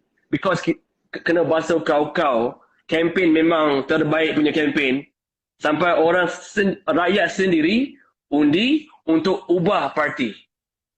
So that is why kalau tadi to answer your question, kenapa Caprice rajin tiba-tiba nak sembang dengan orang Israeli? Sebab Caprice, I believe in the power of a campaign. I believe in the power of an idea. Satu idea dia macam injection, dia macam vaksin. Once idea itu dah dicocok, insya-Allah dia akan merebak, dia akan spread to other people. I'm not even talking about the Palestinians. I've been talking to Palestinians for so long, right? Our views on Instagram will not change, right? Our views on Instagram will just be this. But inshallah, kalau kita boleh cocok satu jarum inside Israeli, kita boleh cocok diorang dengan satu idea yang baru, yang boleh insyaAllah selepas 4 tahun diorang sendiri undi untuk kerajaan yang tak anaya orang Palestine. That is sort of, if people ask me what is your angle, apa Caprice punya akhirnya Caprice nak apa sebenarnya? I don't want to change the Palestinians. Palestinians are my brothers and sisters, right? We have been talking to each other, even in this live right now. In this live, ni semua kawan-kawan kita. Tak ada siapa dalam live ni kita nak ubah. Tak ada siapa dalam live ni yang ada kuasa untuk undi dalam Israel siapa patut jadi Perdana Menteri diorang, Presiden diorang. So that is a new angle. I spoke to this to a few of my friends in politics. Caprice sembang benda ni dengan a few NGO. Caprice nak try buat satu angle yang luar biasa, yang lain macam, yang bukan conventional, tapi ada dia punya apa tu? How do I say this in Malay? Ada dia punya ala tuju. Is it ala tuju? Ada dia punya direction. Ada sebab Caprice buat benda ni. InsyaAllah. Inshallah. After this one Palestinian brother, he will join us. He was in the attack this morning in Al-Aqsa. So he might be entered at any moment. I just wanted to announce. And yeah. All right, great. Please continue. We can get the first-hand information of how everything started, and because we haven't gotten any like official announcement of why the attack happened, right? Yeah, so maybe we can get the first-hand information since he was there.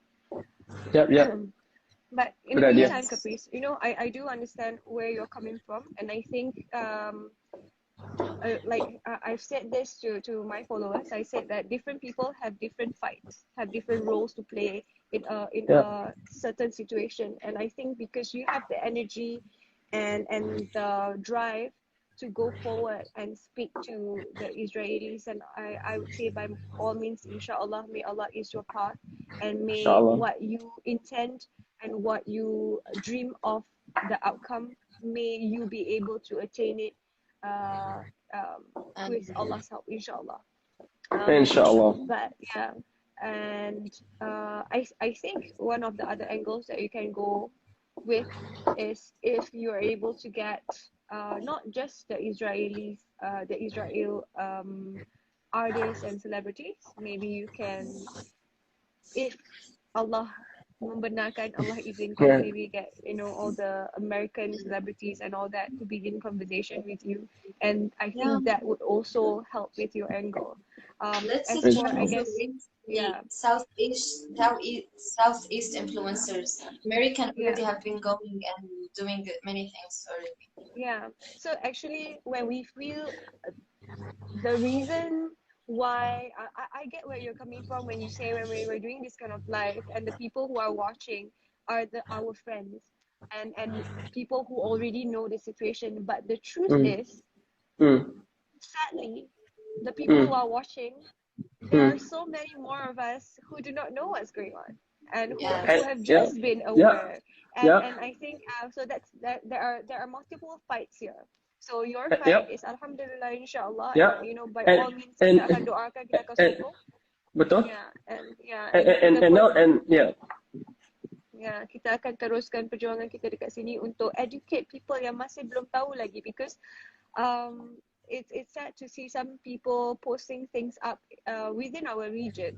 Things like when they have narratives supporting the Israelis, or when they have narratives saying that their understanding is exactly what the Zionist media are inputting, you know. So that's why no matter how many berapa banyak kali kita buat live sekalipun, akan masih ada followers kita ataupun orang-orang Islam kita, orang-orang Singapore, orang Malaysia, orang Indonesia, Brunei and all that, who still masih macam benda ni benda baru sangat kat diorang. And lagi-lagi I feel that a lot of us when we see this situation, right, we rarely teach our anak-anak about this, and because we feel we want to protect them from all this horrific visuals and situations, because kita tak nak stresskan diorang lagi-lagi dalam keadaan COVID ni, budak-budak tak boleh nak keluar, tak boleh nak buat ni buat tu, kita tak nak bebankan diorang dengan information macam ni. Tapi sebenarnya I feel sedikit demi sedikit we have to, because they are the next generation, and if they are like me when I was younger, my parents of course they didn't know, and all that they know is also apa yang news mainstream media is telling them. So I pun jadi bapa lah, I pun tak tahu atau belajar sendiri. So there's a lot of responsibilities from us Muslims towards other Muslims to create the full awareness. And inshallah what you said was true, you know, don't make this seasonal. You have to know that it is a continuous fight for the people in Palestine, and it's been ongoing for 73 years. So you have the liberty and the luxury of resting. We do have that luxury, and yes, we can. But I hope that all of us who are watching here right now, who are following us, you know, rest because you can, and bersyukur because you can rest. But rest to recharge, and then come back stronger to fight again, inshallah. Okay, Assalamualaikum, brother. السلام عليكم. وعليكم السلام ورحمة الله. وعليكم السلام. عرفنا عن حالك وقلنا حكينا انت كمان. تمام. محمد نوفل، تقريبا مصور صحفي من القدس، مدينة القدس المحتلة. أغلب وقتنا بنصور الأحداث تقريبا ما يقارب من أول رمضان، المشاكل اللي بتكون واجهتنا في القدس بشكل عام. كمان في عندنا مشكلة حي الشيخ جراح اللي هي موجودة حاليا، وأغلب القصة اللي هي عمالة بتصير حاليا هاي الأيام عليها. So I will be translating for Taiwan. He's Muhammad Nawfal. He's from Jerusalem city, and he's a photographer. So they've been documenting everything happening in Quds, Jerusalem since Ramadan. You guys can follow his page and you can check the pictures he have there. Okay, that's the first thing. But I will ask him not to update us on the attack in Al-Aqsa this morning. محمد إذا كنت أنت بالأقصى اليوم فيك تحكي لنا عن الهجوم، كيف بلش، شو صار، وليش يعني؟ تمام. هلا اليوم يوم الجمعة تقريبا الكل صحي من النوم مع سبة الانتصار كان موجود، اللي هي انتصار غزة على حرب إسرائيل، فالكل كان مبسوط وكانت الهمم كثير عالية بالنزول للمسجد الأقصى المبارك الصبح، فالكل هو متوجه على الأقصى اليوم، الكل زي تقولي فرحة العيد بالضبط، بكبروا أواعي جداد، الكل مبسوط، فرحة يعني ما حد بيقدر يوصفها. توجهنا للمسجد الأقصى يوم صلاة الجمعة، يعني زي باقي الأيام كل جمعة بتصير. طبعا العدد كان كتير كبير، كتير ما حد بتوقع زي صلاة العيد بالضبط، كل الأقصى مليان ناس من الشمال، من القدس، برا القدس، يعني كتير ناس، شيء رهيب كان. صلينا وكل شيء تمام. بعد الصلاة ما يقارب إنه بلشت هتافات زي مظاهرة لغزة، كان تضامن مع غزة، كانوا بيهتفوا لأبو عبيدة وكتائب القسام وللقدس بشكل عام. بعد هيك توجهوا الشباب على الابواب، كانوا بدهم عم بيحاولوا يطلعوا بالمسيره لحي الشيخ جراح، لكن تم قمعها قبه الصخره. تم بدء هجوم قوات الاحتلال لجميع، كبار صغار نساء اطفال كبار بالسن، ما عندهم ولا اي رحمه. تم الاعتداء بالقنابل بشكل مباشر، انه مثلا لانه الناس متوجهه على سوق زرقاء ولا كان عشان يستفزوهم بالمسافات، هل كان في اي تحذير او تنبيه منهم انه يا جماعه اطلعوا من الاقصى دائما؟ بالعادة دائما ما بيكون ولا أي تحذير من الشرطة، بيقتحموا فجأة، بيغدروا فجأة. يعني كان المعروف اليوم إنه يمشي كأي يوم عادي، بس للأسف إنه تم الغدر من قبل الاحتلال، وتم قمع كل المصلين إلى خارج المسجد الأقصى لفترات. بعد الفترة هاي تم إدخال بس على كبار السن والنساء، أما الشباب فتم إبعادهم. دخلوا على المصلى زي هذيك المرة ب 28 رمضان. مزبوط، دخلوا على المصلى القبلي، لأنه أغلب الشباب لما صار الاقتحام صار اقتحامين، اقتحام من باب السلسلة تام واقتحام من باب المغاربة، فكانوا على الشقتين بيضربوا. اللي شقة مصلى القبلة تم حشرهم بالمصلى جوا، انحشروا في المصلى وبلش يرموا عليهم القنابل. يعني حتى اليوم رمت قنابل داخل حتى اليوم المصلى. حتى اليوم، حتى اغلبيتهم اللي كانوا داخل المصلى هم كبار سن، اللي هم ما بيقدروا يقعدوا في الشمس، بس برضه ضم دورتهم. تمام. وبعديها الناس ما عادت راحت على حي الشيخ جراح طبعا بعد الخمس. هذه كانت مزبوط، خوفا على حياتهم، وانه شافوا ما في رحمه بيضربوا صغار. وطبعا في انا كمان عندي صور على الكاميرا بتبين انه الاطفال خوفها قديش كانوا خايفين منهم. لما تبعتهم ان شاء الله نشوفهم اكيد. تسمح لي هلا بس ان شاء الله طبعا. So he told me a brief of what was happening. Please guys listen and let's mark this moment. Basically what he was mentioning that it was 2 a.m. Jerusalem time when the victory was announced for the Gaza ceasing the fire attack, and people were actually celebrating up to Fajr and staying up. They were getting ready, dressing as if it's Eid. They were even doing takbiratul Eid, Allahu Akbar. Okay. After that, no one was expecting that the attack would be happening, and they agreed to go to Aqsa Mosque because it's normally Jum'ah prayer. Adding to this, the victory that happened, the people were gathering in Al-Aqsa. They want to pray, they want to celebrate, and to chant for the people back in Gaza. After Salat Jum'at and the khutbah, they were outside protesting, having the flags and just thinking and calling for Gaza, and that's it. Out of nowhere, suddenly, the forces came and people were trying to go out from Al-Aqsa Mosque to walk and continue this protest up to Sheikh Jarrah neighborhood to support their brothers and sisters in the neighborhood who cannot enter and go in and out freely. So the Israeli forces, they want to stop this protest, and they tried to, as I told you before, they surround all the gates, not allowing people to go in and out except from one gate. And this time, they also attack inside the surau. So it's not only in the yards and the garden of Al-Aqsa. It was also inside the Masjid Qibli, which is, mostly was the guys and elderly people praying there, because elderly people, can't really tolerate the sun outside. So they go to the surau inside mostly.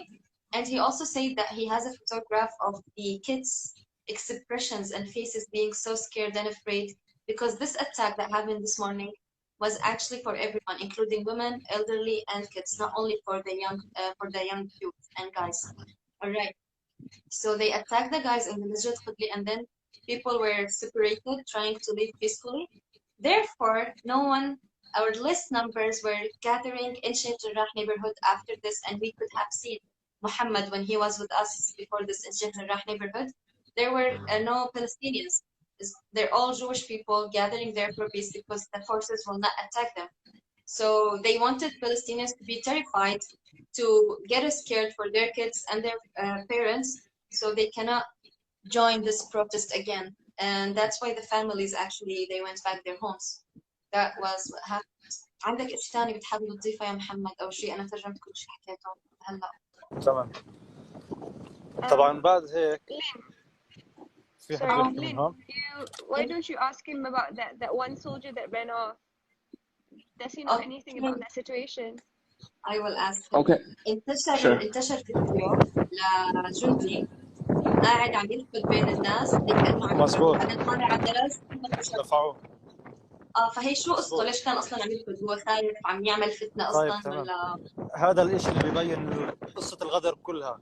كانوا الناس عمالهم بيصلوا وبيهتفوا، يعني الهتافات حتى ما فيها اي شيء، بس هتاف الله اكبر، لبيك يا اقصى، بنروح نفديك يا اقصى، ورفع علم فلسطين لا غير. مرة واحدة ما بنلاقيهم بيدخلوا من ابواب المسجد الاقصى ركض انهم يحاولوا يعتقلوا الشباب اللي هم رافعين علم فلسطين. هاي الركضة كلها للهجوم على الشباب. اوكي. تخيل هم وصلوا المعلومة لهم للناس انه مثل احنا اللي هجمنا عليه وهو الزلمه كان قاعد عم يمشي عم يهرب منا. علي؟ لا ما كانش يهرب، هو طالع عماله عم بيحاول ياخذ الشباب او انه يحصرهم. اوكي. بس طبعا الشباب هم بيعرفوا انه هذا الاشي والهجوم، عارفين انه هذا له، فهم ردعوه عشان ما يقدر يوصل للشباب. فهيك الشباب عمالها بتحذر بعض انه ينتبهوا، حيصير اقتحام للشرطه، انه ما يقدروا يعتقلوا اكبر عدد من الشبان او لا سمح الله يضربوا على الغدر. فهذا كان تنبيه لكل الشباب. اوكي بالضبط، اخر الموضوع شوي. So what was ايوه happening بالضبط. as we mentioned, the Israeli forces, they suddenly came in to invade Al-Aqsa, correct? So that guy who filmed it, who was in the video, he was one of the first guys, soldiers I mean, to come into Al-Aqsa. And the intention, everyone, Palestinians know among themselves that anyone who raised the Palestinian flag in Jerusalem, as I told you, is not allowed. And they can arrest you. It's a crime to raise your country flag. Anyone who is just chanting and people are repeating after him like Labbaika ya Aqsa or we free Gaza or whatsoever, these guys specifically, they will get arrested. So they knew that that soldier who was running, he is going to arrest anyone from those who are singing or raising the flag. That's why they stopped him in order to give others sign to run away or to let down the flag. So it was a sign. That's why he pushed him. And following that soldier, many more they came and they were trying to arrest as many Palestinians as possible. Just now, I told you there were 20 guys arrested, including 7 kids. When I mean kids, it's anyone who's below 18 years old. Yeah. Do you have any question for him specifically? He have many things to say that maybe we can ask as well. Let me Sure. translate for you nak translate ke I translate? Uish, saya punya BM lagi barai. Lagi dahsyat ya, okay. So محمد حيترجم ماليزي أول بعدين نشرح. So apa Kak Lin? مش فاهم كمان مرة. حيترجم ماليزي بعدين نرجع نحن. ولا يهمك. عشان تمام. Okay.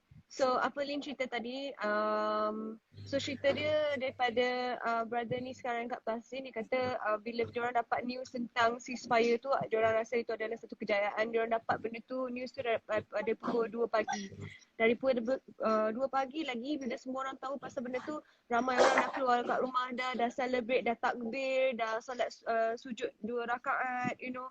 Dan macam-macam dah diorang buat. Diorang celebrate kejayaan tu daripada pukul 2 pagi sampailah ke subuh. Semua dah jalan pergi kat Al-Aqsa untuk solat dan sebagainya. Dan diorang adalah buat protes-protes kat luar tu. Tapi bukan dengan protes dengan keganasan. Tapi peaceful protes. Diorang nyanyi, diorang makan, diorang celebrate lah macam celebrate raya macam tu. Dan diorang berniat, bertujuan untuk solat Jumaat kat depan gate Sheikh Jarrah punya neighborhood.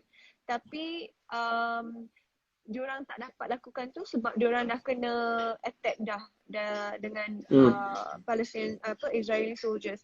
And the reason was, so tadi kan awal-awal, for those of you who just joined us earlier, Caprice showed us a video that dia hantar kepada banyak video yang kita dah kongsikan atau dah terkongsi dekat Instagram, tunjukkan apa kejadian yang bila keganasan berlaku from the attack from the Israeli soldiers in Aqsa Mosque kan. So Caprice sent this to the Israeli friends that he I don't say friends, the people that he's in contact with. No, I want to be my friends lah. Yeah.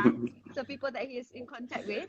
Lepas tu dia cakap lah, okay, explain lah benda ni. Korang kata ada ceasefire kan, so kenapa sekarang ni korang attack? Ni bukti dia, so explain benda ni.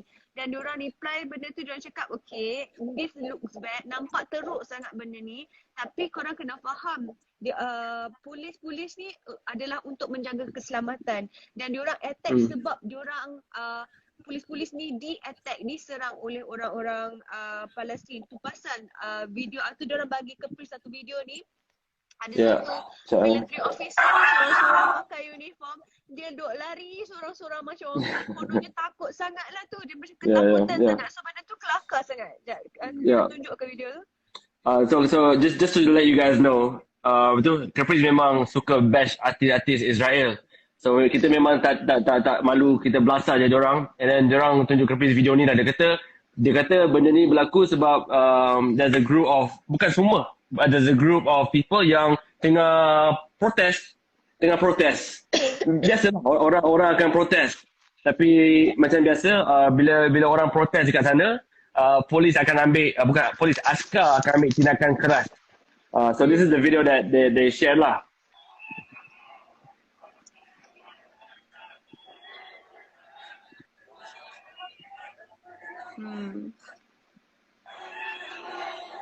So there's a group of people, bukan semua, ada group people yang saja memang protes, provoke diorang punya askar.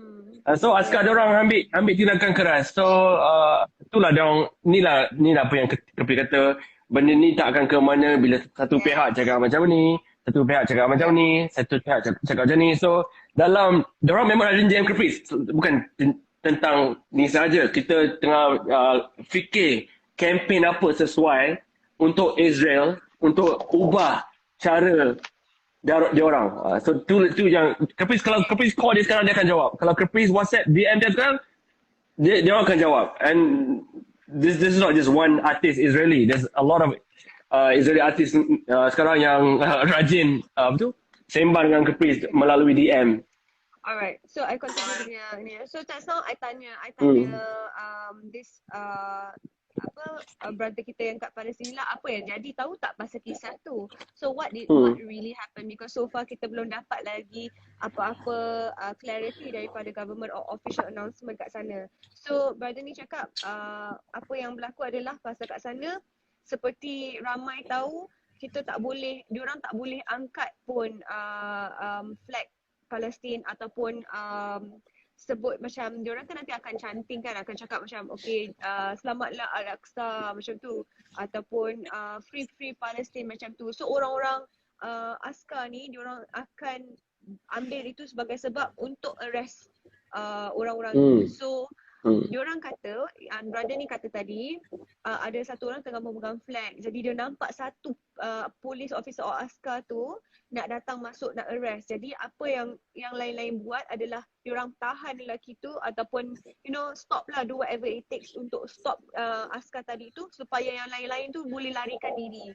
So itulah from brother yang tadi tu apa yang terjadi dan mencetuskan kononnya the whole attack again lah dekat Al-Aqsa tu. Tapi from the video also, this is like honestly it doesn't also look good on the Palestinians, because orang dah kasih kau freedom, then you should not provoke. But I also understand kalau kita brother nampak kat situ, kalau kita lah yang dah 50 tahun kena macam-macam benda, memang kita geram dan kita akan lepaskan geram pada saat kita boleh lah. Sebab benda yang sedih kan sebenarnya, for all those who are watching right now kan, there are some videos that can never go on Instagram. And I saw this one video and I was really shocked, and of course I cannot share that on Instagram. I saw this one video, ada dalam 8 budak-budak, 8 ke 10 budak-budak, Allahu a'lam, dan setiap diikat di tiang. Okay, tiang tu jarak dia macam 3 meter, 2 meter, 2 meter, 2 meter macam tu, atau 1 meter, 1 meter away. And so dia macam tiang tu nanti depan belakang ada 2 budak. Budak-budak tu dipukul dengan kayu yang ada paku kat ujung tu. So dipukul, 2 lelaki tengah buat macam tu kat budak-budak ni yang kena ikat kat tiang tu. Saja je macam budak-budak tu binatang. Kalau binatang pun kita tak buat macam tu tau. So diorang buat macam tu, dan last kali tu, dah beberapa kali dia try to injure these 10 Palestinian children. Last kali tu diorang ambil pisau, diorang potong je leher budak-budak umur dalam 8 tahun hingga 12 tahun macam tu. So the things that we see, macam kita nampak kanak-kanak umur 10 tahun, 8 tahun, 12 tahun ditangkap oleh askar-askar diorang bila diorang campak batu. Setakat campak batu, diorang punya reaction dekat kanak-kanak ni dah macam diorang ni pegang senapang ataupun trigger untuk nuclear bomb lah. You know, like these are not the reaction that we normal people, normal human beings will take towards a child who throws stones at you. You know, we will just maybe just hold them one person aja and not even point a gun at them. But the Israelis army, that's how they treat children who throw stones. You know, so I would understand why the Palestinians then at a point of time bila diorang ada kebolehan dan kemampuan untuk mengejek atau tunjukkan protest luahkan perasaan marah tu kat diorang tu, macam apa yang tadi Kepris tunjuk video tu, kita faham lah, there's a justification for that lah. So kita faham sangat cantik, walaupun tak, it's not productive because it's counterproductive, but mana lagi diorang nak lepaskan marah, pada siapa lagi diorang nak lepaskan marah? Pasal diorang dah kena berpuluh-puluh tahun kot, bukan 1 tahun aja, atau bukan 1 jam je. Benda ni dah berlaku dari sejak diorang lahir lagi. So for the Israelis to feel that that is macam it's not right for the Palestinians to behave that way. It's not right for you guys to behave that way in the first place, you know. Dua-dua ni memang tak boleh. So ni penjelasan sikit lah for those of you who just recently watched and asking, or maybe I'm sure you guys are thinking bodoh lah korang buat macam tu bila dah dapat ceasefire and all that, don't provoke lah, which is true, but then you have to understand the background story. When you take things at face value, it can be debated in many ways, but you have to understand a backstory. You have to put yourselves in these people's shoes, sebab kalau kita tak buat macam tu, benda ni tak akan selesai. And betul. Masing-masing ambil peluang. You know, sebagai askar agak nak ambil peluang untuk jadi ganas. Okay, so now Sister Lynn, is there any more update? حابب احكي لهم كمان شغله. طيب بدي احكي اني انا كمان برضه من منطقه شافات اللي هي حاليا قدامنا هون، هدول هم دور عرب، تمام، بس اللي وراهم الدور الابعد دور عرب زينا زيهم عرب، بس الدور اللي وراهم هي عباره عن مستوطنه واغلبيتهم يهود. هدول اليهود اللي هي عباره عن مجموعه بتحكي الموت للعرب طالعين فيها جديد. هاي المجموعه شو بتعمل؟ عمالها بتتم كمان الاعتداء على البيوت وعلى سيارات الناس، وبكتبوا عليهم في الدهان او بالراس الموت للعرب او مسبات، او يتم اقتحام الدور ورشهم بالغاز. طبعا هاي الفتره الاخيره اللي هي صايره في اغلب مدن القدس او ضواحي القدس هي كمان مشكله بنواجهها، مش بس مشكله الشيخ جراح ولا مشكله المسجد الاقصى، حتى كمان بطل في امان اي واحد فيه في منطقته او قريب على مستوطنه او حتى مكان فيه مكان يهود، صار عندهم الاشي عادي انهم يهجموا على الدور. طبعا الشرطه بتكون حمايه لإلهم، ما بتتدخل او تبعدهم زي ما بتمعنا. وكمان قبل فتره، قبل 3 يومين وصل فيهم الحال انهم يجوا بسيارات ويطخوا على شباب، تم الطخ 3 شباب بدون ولا اي سبب. هذا الحكي حتى صار عندك بالحل هذا الحكي صار في منطقتي قبل 3 ايام بالضبط. يعني حتى بمنطقتك انت صار الحكي اللي احنا بنحكينا بس بفلسطين المحتله، صار عندك حكي بالحكي؟ صار عندي حتى حكي اللي هي منطقه بتعتبر بس منطقه عرب شعفات. تم الاعتداء عليهم وتم الطخ. البنايه البيضاء، هاي البنايه البيضاء بنايه مستوطنين؟ لا، البنايه هاي البيضاء هي عباره عن دار، بس الدور اللي هم اللي ورا هذول دور عرب، اللي وراهم كلهم دور يهود، او بنحكي هيك هذول اللي هون كلهم دور يهود. اوكي. وتقريبا ليش صار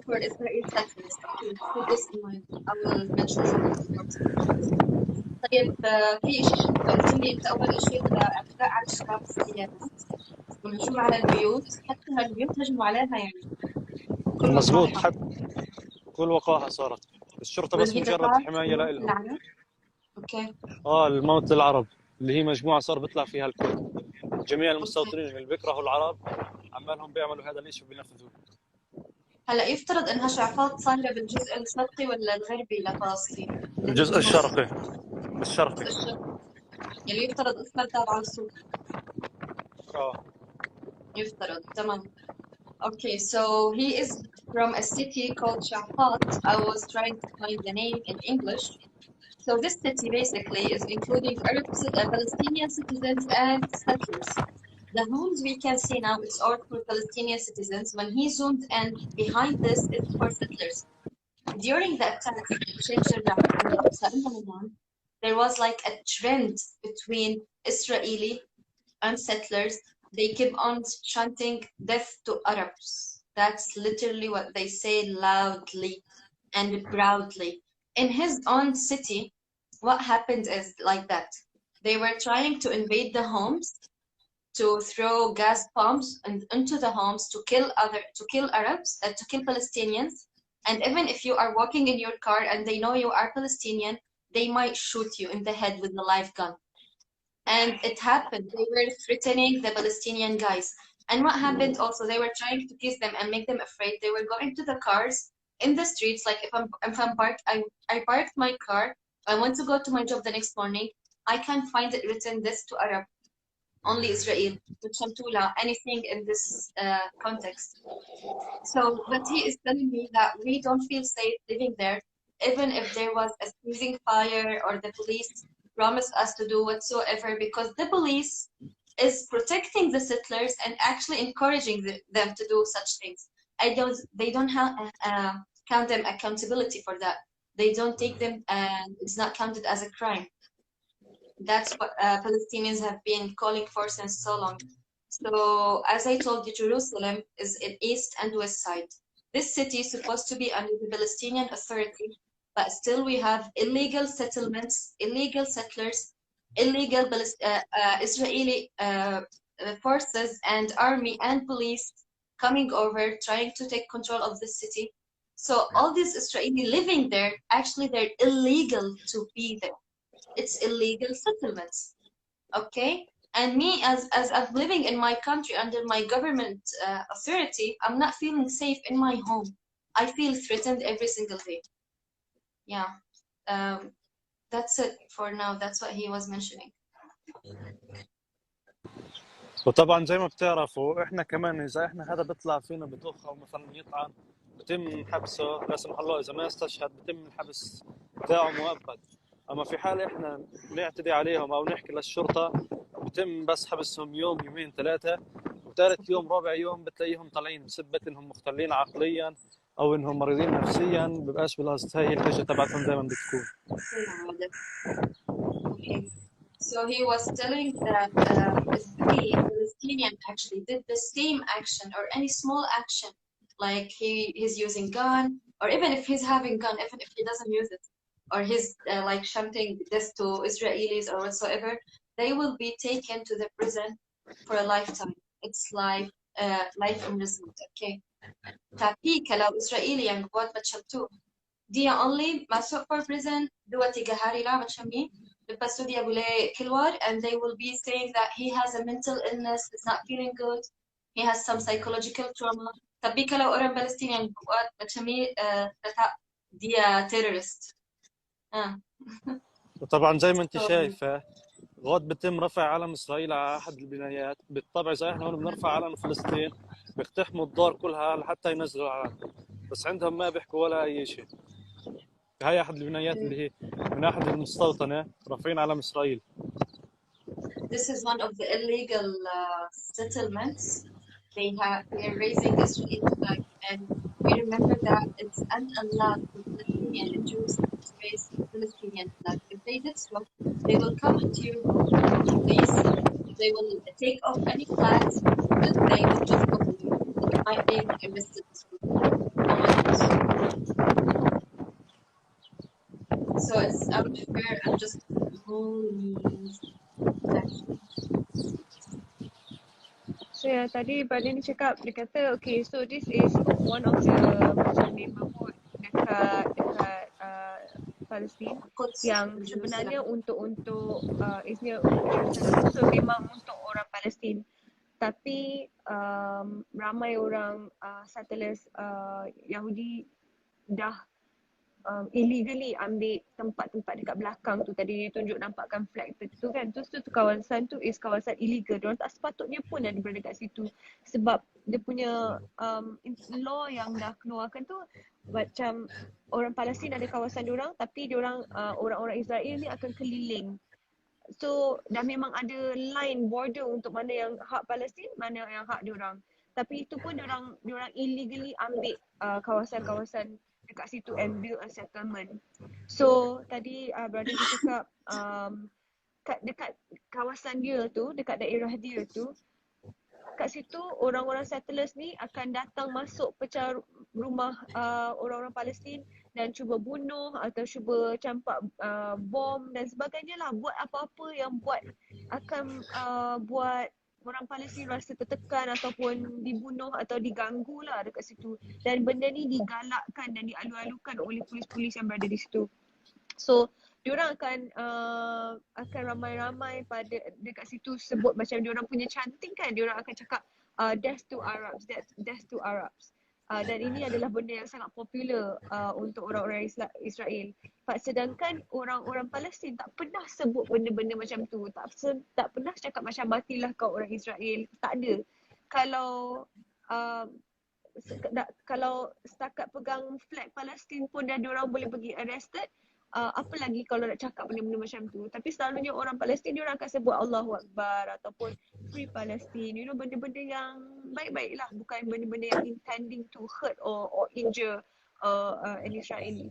But contoh kalau in a situation dekat neighborhood tu, dekat kawasan tu, kalau orang Israel buat benda-benda macam ni lah, rusuhan kan, nak tembak ke ataupun campak batu ke, masuk rumah orang Palestin ke, most pun diorang akan dapat pergi masuk jail 3 hari je macam tu, 2-3 hari. Lepas tu dilepaskan atas alasan mungkin dia kata orang tu stress, orang tu ada mental issue ke, bla bla bla.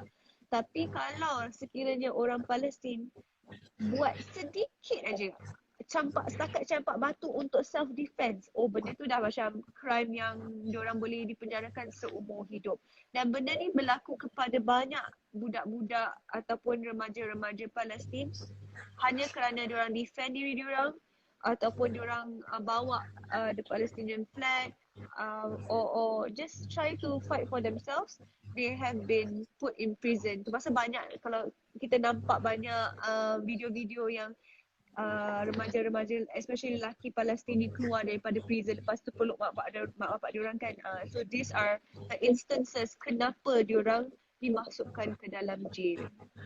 So itulah, memang tak make sense dan tak munasabah tindakan dan benda yang orang-orang Palestin harus alami. So yeah.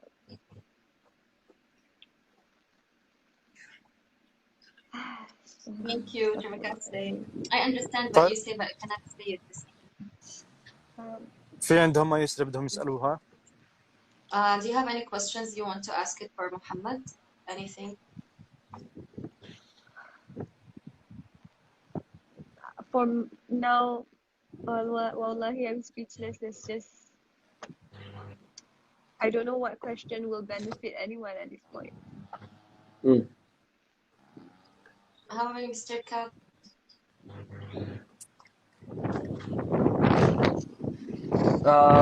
My brother, can you hear me?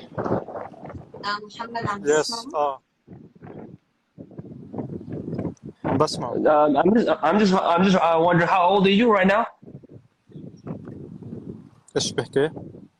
كم عمرك؟ عمري 19. 19 years old. مش قادرين يعبروا، يعني مش قادرين. هي الأكل من سنغافورة يا محمد، يعني 19 years old. Yes. God damn. You know, like people in Malaysia, we have to butcher quarter. We have to really butcher quarter with what we have today. Our brother here is 19 years old. 19, bro. What was I doing at 19? What were you doing at 19? I feel like I want to cry, but I'm just so tired I can't cry. You know what I mean, my brother? You know what I mean? You're 19 years old, mashallah, you're so young, but you're actually so mature. You know, you're so much ahead of us in terms of life, in terms of experience, in terms of, because you're so much younger than me. Before you were born, this whole thing the conflict was there. I was living in Jordan. What year was that? 1990, 1996, 1998. Right? I was living in Jordan in 1998, and I can see people fighting in Palestine and Israel. And here you are, 19 years old, giving me an update about the situation in Palestine. It makes no sense, guys.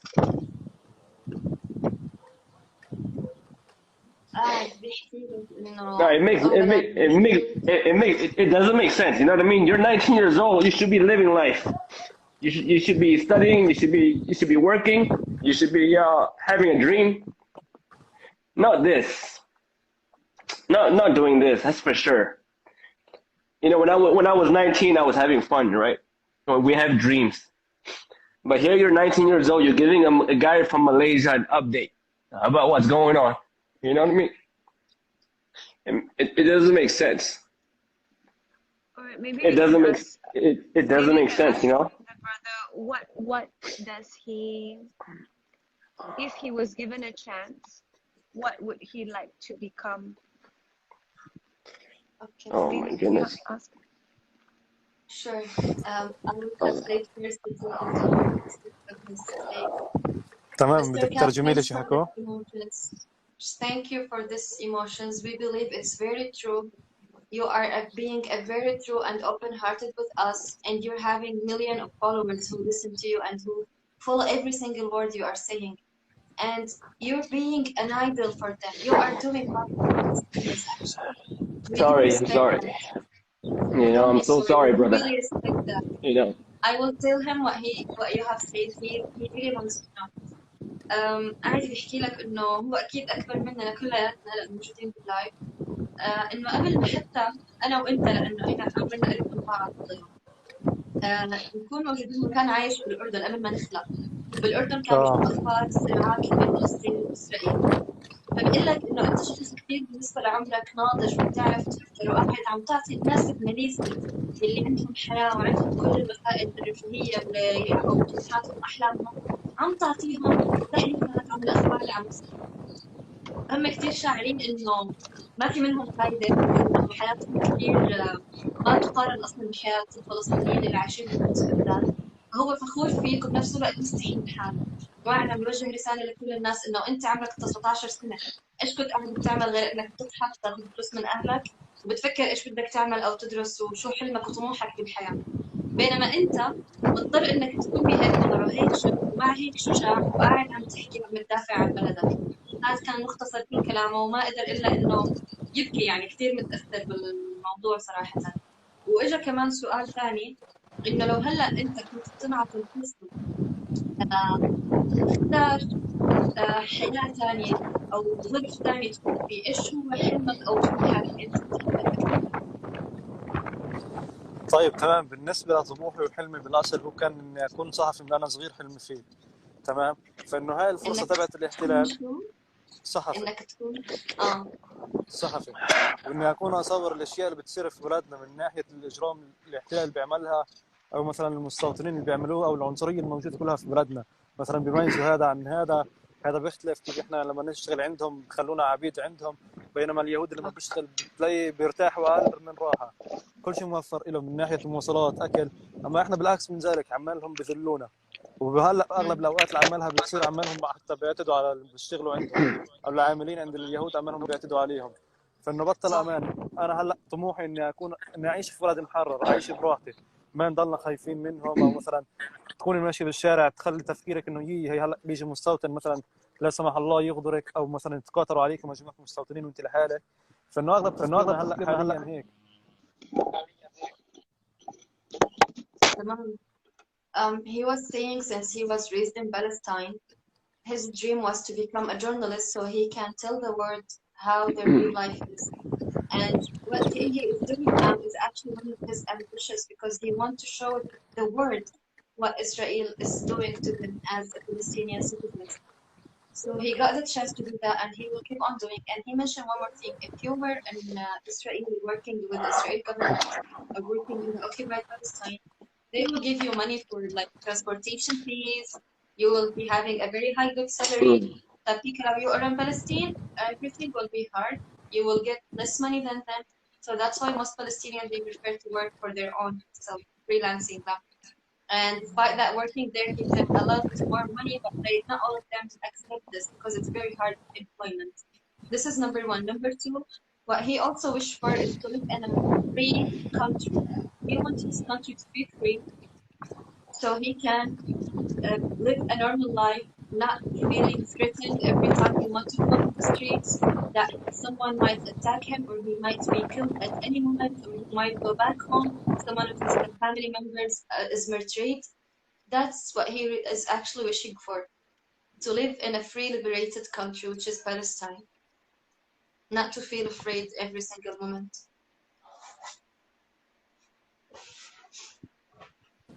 I have وطبعا بنحكي لهم انه حياتنا خليها تسأل.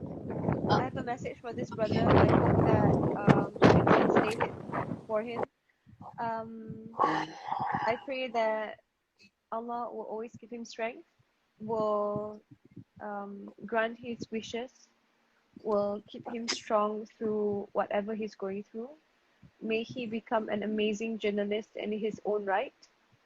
Doing what he's doing is so much more than what is seen in this dunya. His efforts are actually so much greater and far greater than what it is physically in this dunya, inshallah.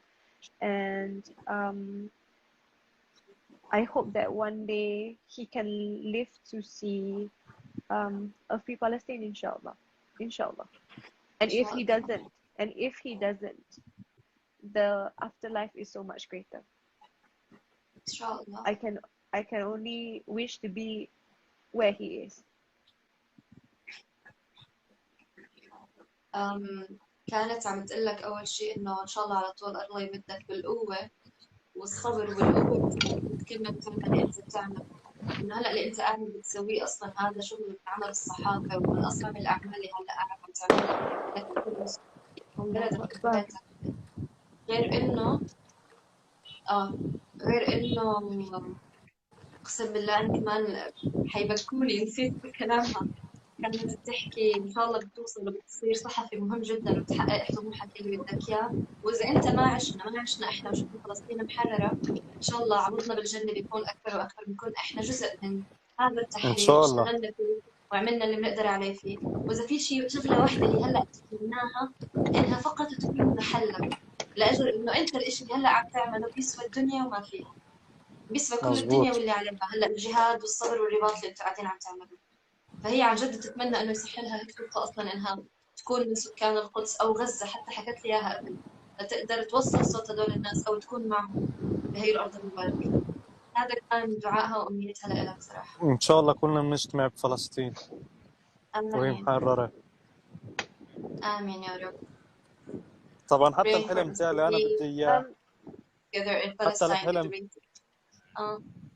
حتى الحلم اللي انا بدي اياه اللي هو عباره عن انا بدي اكون صحفي. كلهم عمالهم بيتعرضوا للاحتلال ومضايقات موجوده وعم بيتم الاعتداء عليهم كثير اصابات من الصحفيين، بينما لما يجي يغطوا شو اسمه الصحفيين اليهوديين ما بيتم الاعتداء عليهم ولا حتى انه يقمعوهم ولا شيء بيطلبوا فيهم. يعني حتى الصحفي اللي عندنا ما له حقوق عندهم في دولتهم ولكنه معترف فيه. يعني زي المواطن اللي عماله بيظاهر، هو عماله بيعمل تخريب، بيتم رشنه بالمياه العادمه، ضرب المطاط، قنابل الصوت، كل شيء عمالهم بيعملوه. حتى يعني كصحفي مش قادر تمارس اصلا مهنتك بكل حريه وانت حر. ايوه بالضبط، يعني انت مقيد بقيودهم. Mr. Kab, he was telling that even he's working now, he's doing what journalists are doing, but he cannot do it freely. بسبب Israel forces keep attacking them, killing them, arresting them as a criminals, and not giving them the freedom to do what they have to do. ففي كلام أورا الإسرائيل دي أبغى journalism ما تشوفيها أبغى سنة. Okay, they are giving the space to express themselves, to hold their cameras, and to go and do interviews and so on. ففي كلام أورا Palestine دي تقريبا. So he's mentioning that even working as a journalist is harder for them. It's another kind of challenge. Yo, tell him I respect him, and tell him that inshallah one day I will do my best here in Malaysia I will just do my best. I would do my best to help the people of Palestine. Inshallah, before I die, I have to pray in Al-Aqsa and have إن شاء coffee الله. in Jerusalem. Inshallah. يحكي لك إنه هو بيكون لك كل الاحترام ومقدرك كتير كتير كتير وأنت شخص رائع عظيم، وبيحكي إنه هو من هون من ماليزيا من بلده قبل ما يموت بده يحاول يعمل كل جهد يشوف فلسطين محررة ويعمل كل شيء بيقدر يقدمه للشعب الفلسطيني، وإن شاء الله يعني بقدرة الله يعني إن شاء الله عز وجل بدهم يصلوا في المسجد الأقصى الفلسطيني محررة قبل ما يموت. لعل الله يعني إن الله شاء يكتب الله. لنا الله يكتب إن لنا شاء الله يا رب. للجميع. آمين. في إشي حابب تحكيه يا محمد؟ إشي ببالك شايفه طيب تمام، أحكي عن شيء إنه كمان كنا نتعرض له من قبل الاحتلال من قبل ما يصير المشاكل، وقبل ما نواجه مشكلة حي الشيخ جراح، وقبل ما تصير إنه في حياتنا اليومية وإنه إحنا صغار بنمارسها. إحنا عندنا في بلادنا في كتير مجموعات شبابية إنها بتقدر تعمل أي شيء لحتى تبسط طفل، أو إنها تعمر مكان موجود في البلدة القديمة أو بالقدس، أو إنها تعمر في المسجد الأقصى، اللي هي عبارة عن فعاليات، مهرجين، توزيع بلالين لأطفال أو هدايا. ودائما كل ما يكون تجمع موجود بالذات باب العمود، باب الزهرة، أو حدا من أبواب القدس بشكل عام، بتم قمعه. ما بيحبوا التجمع، ما بيحبوا حتى الفرحة للأولاد الصغار. طول ما بيشوفوا التجمع بيقمعوا، أو أي شيء فرحة لنا أو أي شيء إحنا بنعمله بيتم قمعه. He wanted to say that one of the first things received from the Israeli forces. How come? People in Jerusalem, I told you, it's a very special case compared to other Palestinian places. I hope my voice is clear.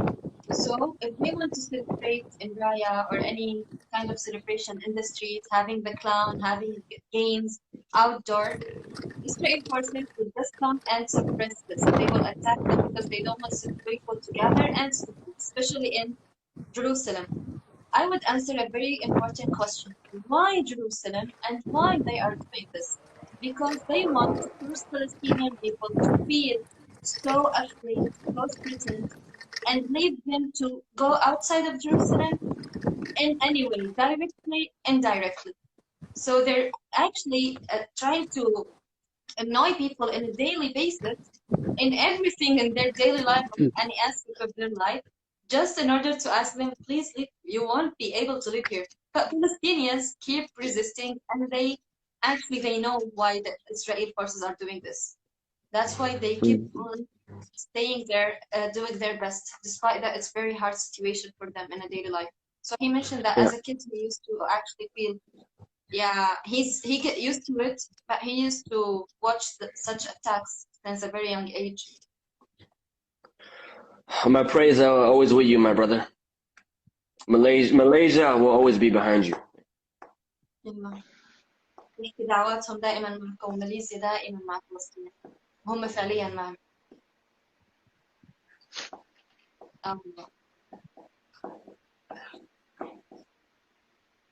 مش قادرة أسمعك، ما في صوت. سوري كنت حاطط ميوت ما انتبهتش. عم بحكي انه كمان شوي الاغلب اني راح اكون موجود في حي الشيخ جراح، وراح اعمل كمان مقابله. اذا بتحبوا راح اقدر اني اعمل معكم مقابلات على اللايف نفسه مع اهالي السكان او الجيران المجاوره. تمام والله يا ريت. انت خبرني اول ما توصل او اي ساعه متوقع توصل عشان نرتب. ان شاء الله بعد صلاه المغرب. تمام ان شاء الله. تمام يلا لك نشوفك على خير. ان شاء الله. باي. Yeah. Muhammad was saying that he will be going live with us if you guys are willing to, inshallah, or any other people from Malaysia, from Sheikh Jarrah neighborhood. It's almost Maghrib, so sometimes people gather there, or the citizens, the Palestinian in the neighborhood, they go out, and he will go to interview people and to cover what's happening today. So it's an hour from now.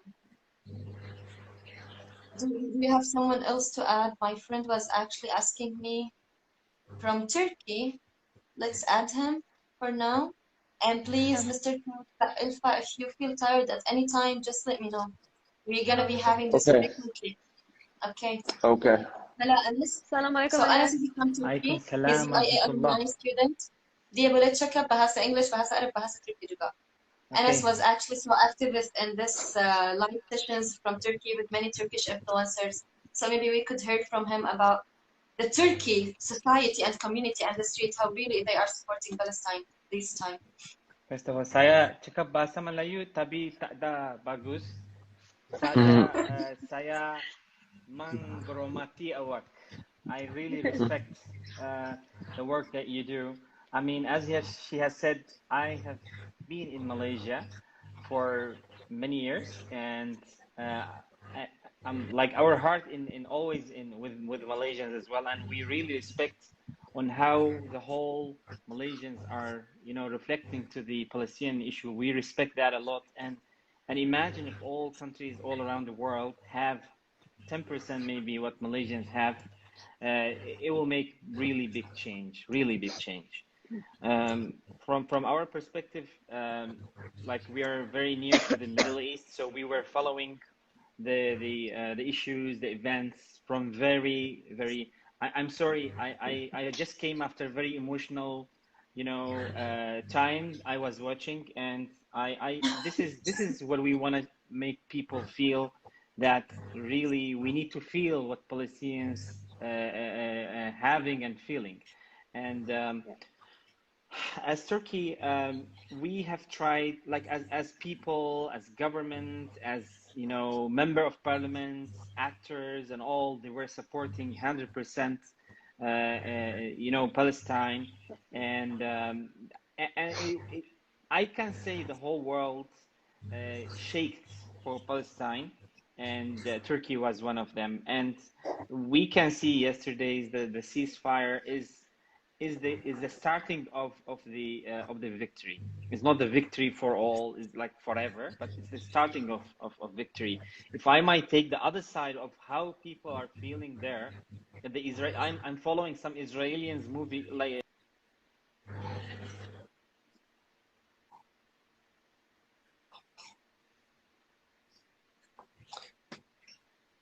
Hello? Hello? I see Haliza Helmi.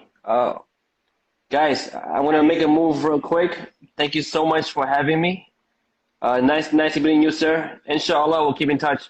Inshallah. Assalamualaikum and good night. Jumpa lagi. Inshallah. Bye-bye. Bye.